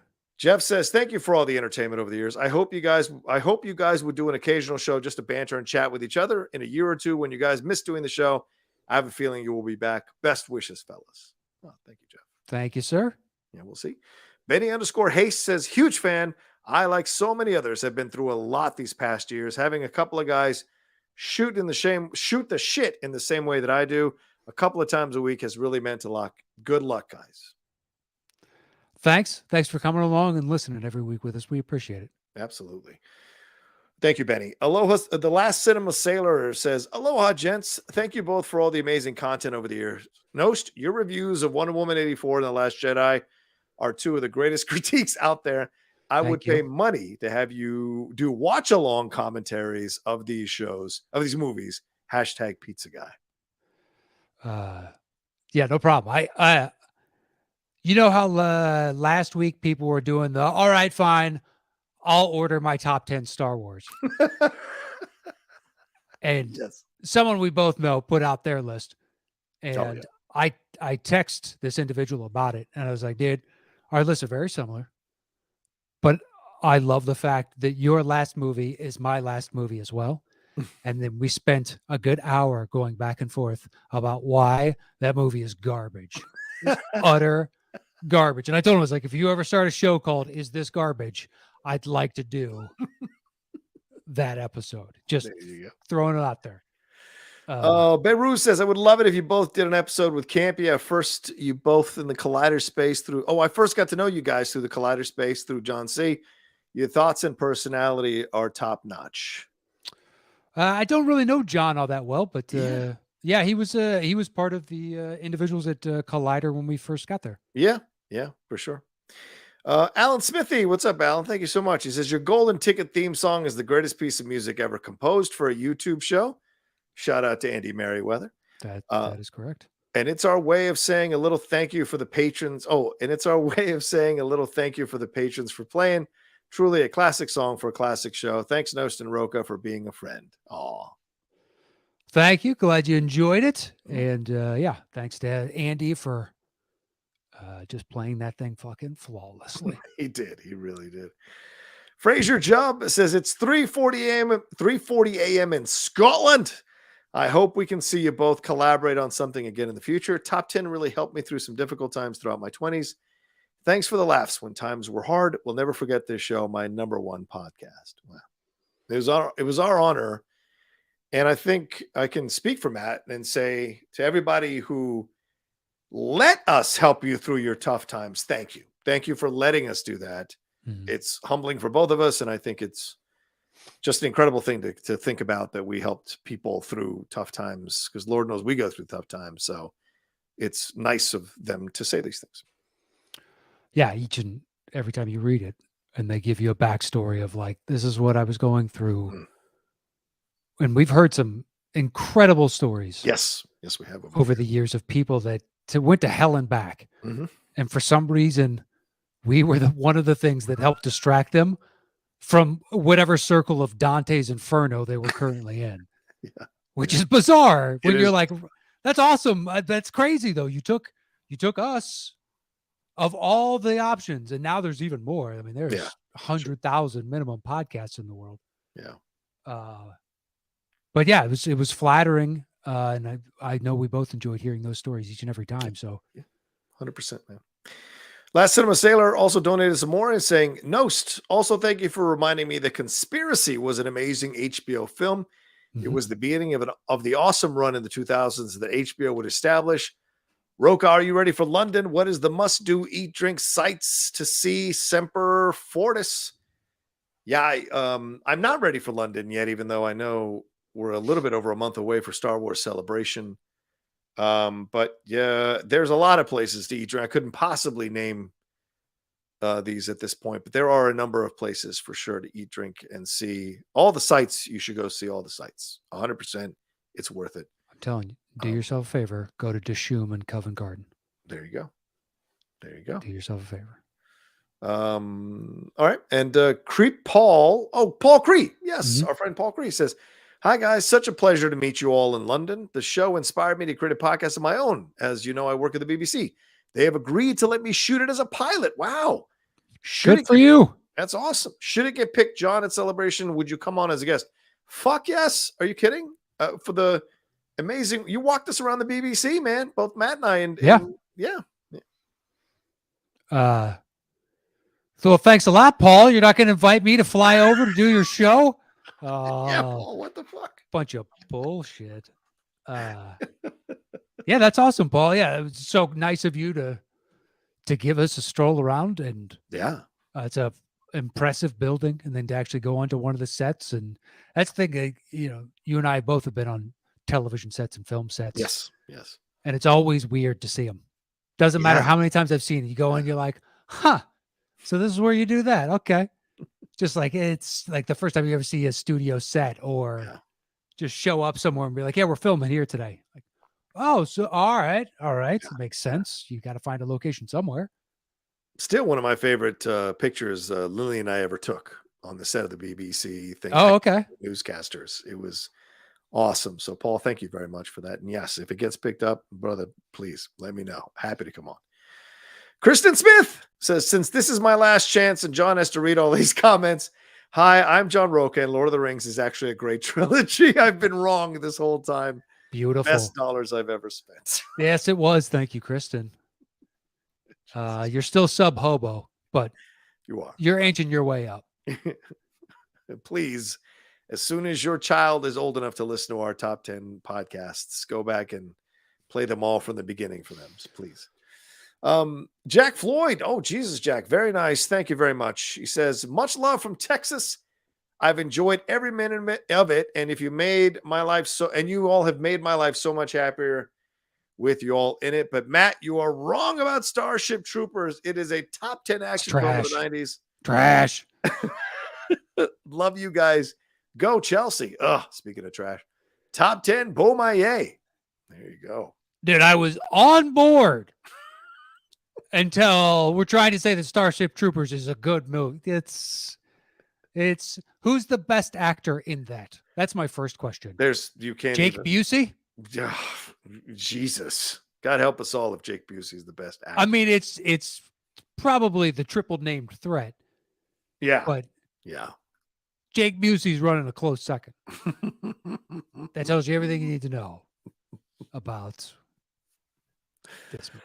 Starship Troopers is a horrible film. And please don't waste my time with social commentary and political. Shut the front door. They Kramered their way into that. Yeah. Dina Meyer, Caspin Van Dien, Neil Patrick Harris, and Jake Busey are not giving me, or Michael Ironside are not giving me some social commentary, for God's sake. I think there's some of those that are obvious. Yes, they put that in because it's supposed to be a parallel to this. But the people that treat it like the Zapruder film and be like, well, really, this is this. And you're like, guys, you did more effort than they did. Yeah, this point. you're making more of an effort. Yes, right? Exactly. you're making more a meal of this than they did. So just fucking realize it is what it is. Yeah. Which is trash. That's apparently my new catchphrase that I've come up with on the final show. Who knows? Machaka saying, lastly, though, Predator is not a B movie. Lastly, though, it is. It's not. All right. So we have some. Do you want to hit any of these or should we kind of wrap it up there? We got Hit it in what? any of these Tropic Thunder questions or anything like that? Anything? Or we good? Dude, we're at 2 hours of there's what 30 more we gotta wrap it up. We gotta questions. We do. We're at 2:45. Yeah, we gotta go. But the 160 people have been with us consistently, Matt, for the last 2 hours. So thank you so much. Thank you all very, very much. Yeah, one more thing. I would love to answer, but I knew we would be fucking chatting away. Yeah. And we got through 4 of those things, 5. Yeah. We're 3 hours in. One more thing as we're wrapping up here, I'm going to bring this up again. You know, Matt and I are shutting down the Patreon, so you guys will not be charged, right, Matt? Starting next month? Is that it has been it's already been shut down. It's already been shut down. Okay. You're not going to get a recurring payment as far as we can tell on our end, but if it's not shut down, they're pulling the wool over on our eyes as well. Yeah. Because we don't want to get in any trouble because you're supposed to give, provide the services if people are paying. Yeah. If we have no intention of fulfilling our end of the bargain, then if it ends up charging you, let us know and we will do our damnedest to rectify that, even if we got to just Venmo you the fucking money. Exactly. But Patreon is shit that's not going to be charging anymore. Right. So if you'd like to move your patronage over to either one of us, here's a graphic for you all. Write it down here. I have my patreon.com/John Rocha, and of course over at the Cinephiles, which I do with Steve, and Matt has his Patreon, patreon.com/Settle the Score Show. So if you want to move your patronage over to any one of our individual Patreons rather, feel free to do so. Write this down. Take a picture of this to remind yourself, put it on your to-do list. Because of course, Matt and I would still appreciate and love your support of our shows separately that we do. And because as we're continuing to do the things that we're doing, certainly Matt with Settle the Score, which is a fantastic show that is always fun to go on, is always fun to watch, and what have you. I may not pay attention to the rules, but I do enjoy it. And for me, it's about building the Outlaw Nation out more and more. So that top Patreon is the one for me. And then, of course, Steve and I with the Cinephiles still going strong. So if you want to send your money either direction there, I just wanted to make it easier for everybody if they wanted to do that. So feel free to do that here as we're wrapping up. Yeah, some people had actually tweeted and reached out in DMs and all that stuff asking about it. So yeah, it's the reason we made sure to put it up. Yep. There it is. There's all the information that you need. And if you want to follow us along to those, I think we'd be both very tickled by that and taken aback that you want to continue your journey with us individually after tonight. So are we combining the list? We didn't do bonkers. Nah, fuck that. All right, here, just because we're gonna, we're just gonna flip the coin. We have 2 in common, and then it's flipping the coin. Yeah, exactly. Nonstop. There's not a heated debate on this, really. All right, let's wrap it up there. There's the bongos. Thank you all so much for joining us. Thank you all so much for the wonderful years of support and love and the comments and the compliments coming to our shows, sending us your support, sending us those great gifts that we would get for that run of time when we were over recording at Collider. And, for me personally, thank you to every single one of you all who came up to me and said something and talked about the show and stayed with the show and just kind of offered words of encouragement. They mean so much when you're building and you're fighting and you're struggling to create something and create your own path. And so for me personally, I just really appreciated all of that. And Matt, to you, dude, 8 years, it's been a blast, man. I mean, of course we had our moments of tension and what have you as duos do, but overall, I think we created a fucking great show that people clearly loved and enjoyed, and we affected people's lives. And it was a blast doing it with you. And thanks for all the laughs. Thanks for even when I was coming on, I wasn't maybe in the best of moods. I always seemed to come out of the show in a much better place afterwards. So my thanks to you, brother, for taking this journey with me. Yeah, it's been a hell of a ride. shows you how quickly time passes. It doesn't feel like it's been 8 years ago. At all. Yeah, someone pointed out a couple months ago, it could be time to update that thumbnail. Matt's beard is a little grayer. Like, yeah. Sad thing is that picture's from what, 4 years ago, 3 years ago? It's like, man, that shit came in quick. But yeah, we've done, it's bittersweet. Yeah. Make it to the end. I'm glad we're going out when we still have this many people showing up to say goodbye. 100%. And it makes it that much. And reading all the tweets over the past 3-4 weeks, yeah, it's been nothing short of dumbfounding. And numerous times I was kind of at a loss for words and emotion to how to, properly summate what I was feeling in that moment. And it's crazy that it's coming to an end, but it's nice that we're getting to experience those things, making the choice to leave now. Yeah. So you can reflect back on it as opposed to letting it basically fade. Is it better to be the bright shining star that blazes out of an existence, or the one that just slowly fades? Like, I think in this instance, go out with a bang. Yeah. Makes a lot more sense. And we've gotten to do things that almost every other podcast that I know of, save for a couple, have never, unfortunately for them, gotten to achieve. Yeah. And that's all thanks to everybody that's come along with us, and to us building this together, and to Christian and Mark for introducing us. Yes, definitely. Shout out to Christian and Mark. Yeah. Absolutely. We And would to not be everybody together that- without those two guys.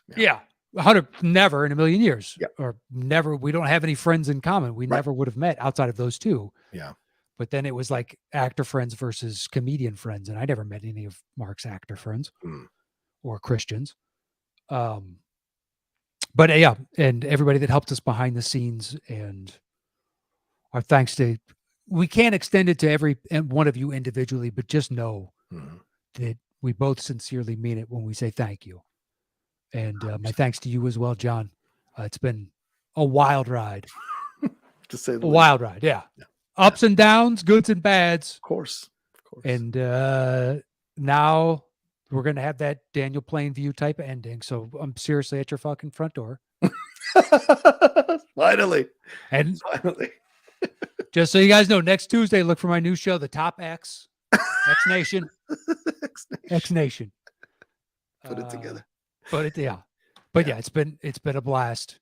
And to everybody that came tonight, thanks. Yeah, 100%. 100%. Like George Harrison said, all things must pass. And the top 10 has now passed. So, but any final words? That's it, Matt. Shall we roll? I think we shall. Adios, everybody. Take care, everybody. And thanks so much. We love you, and we'll see you down the road. Peace.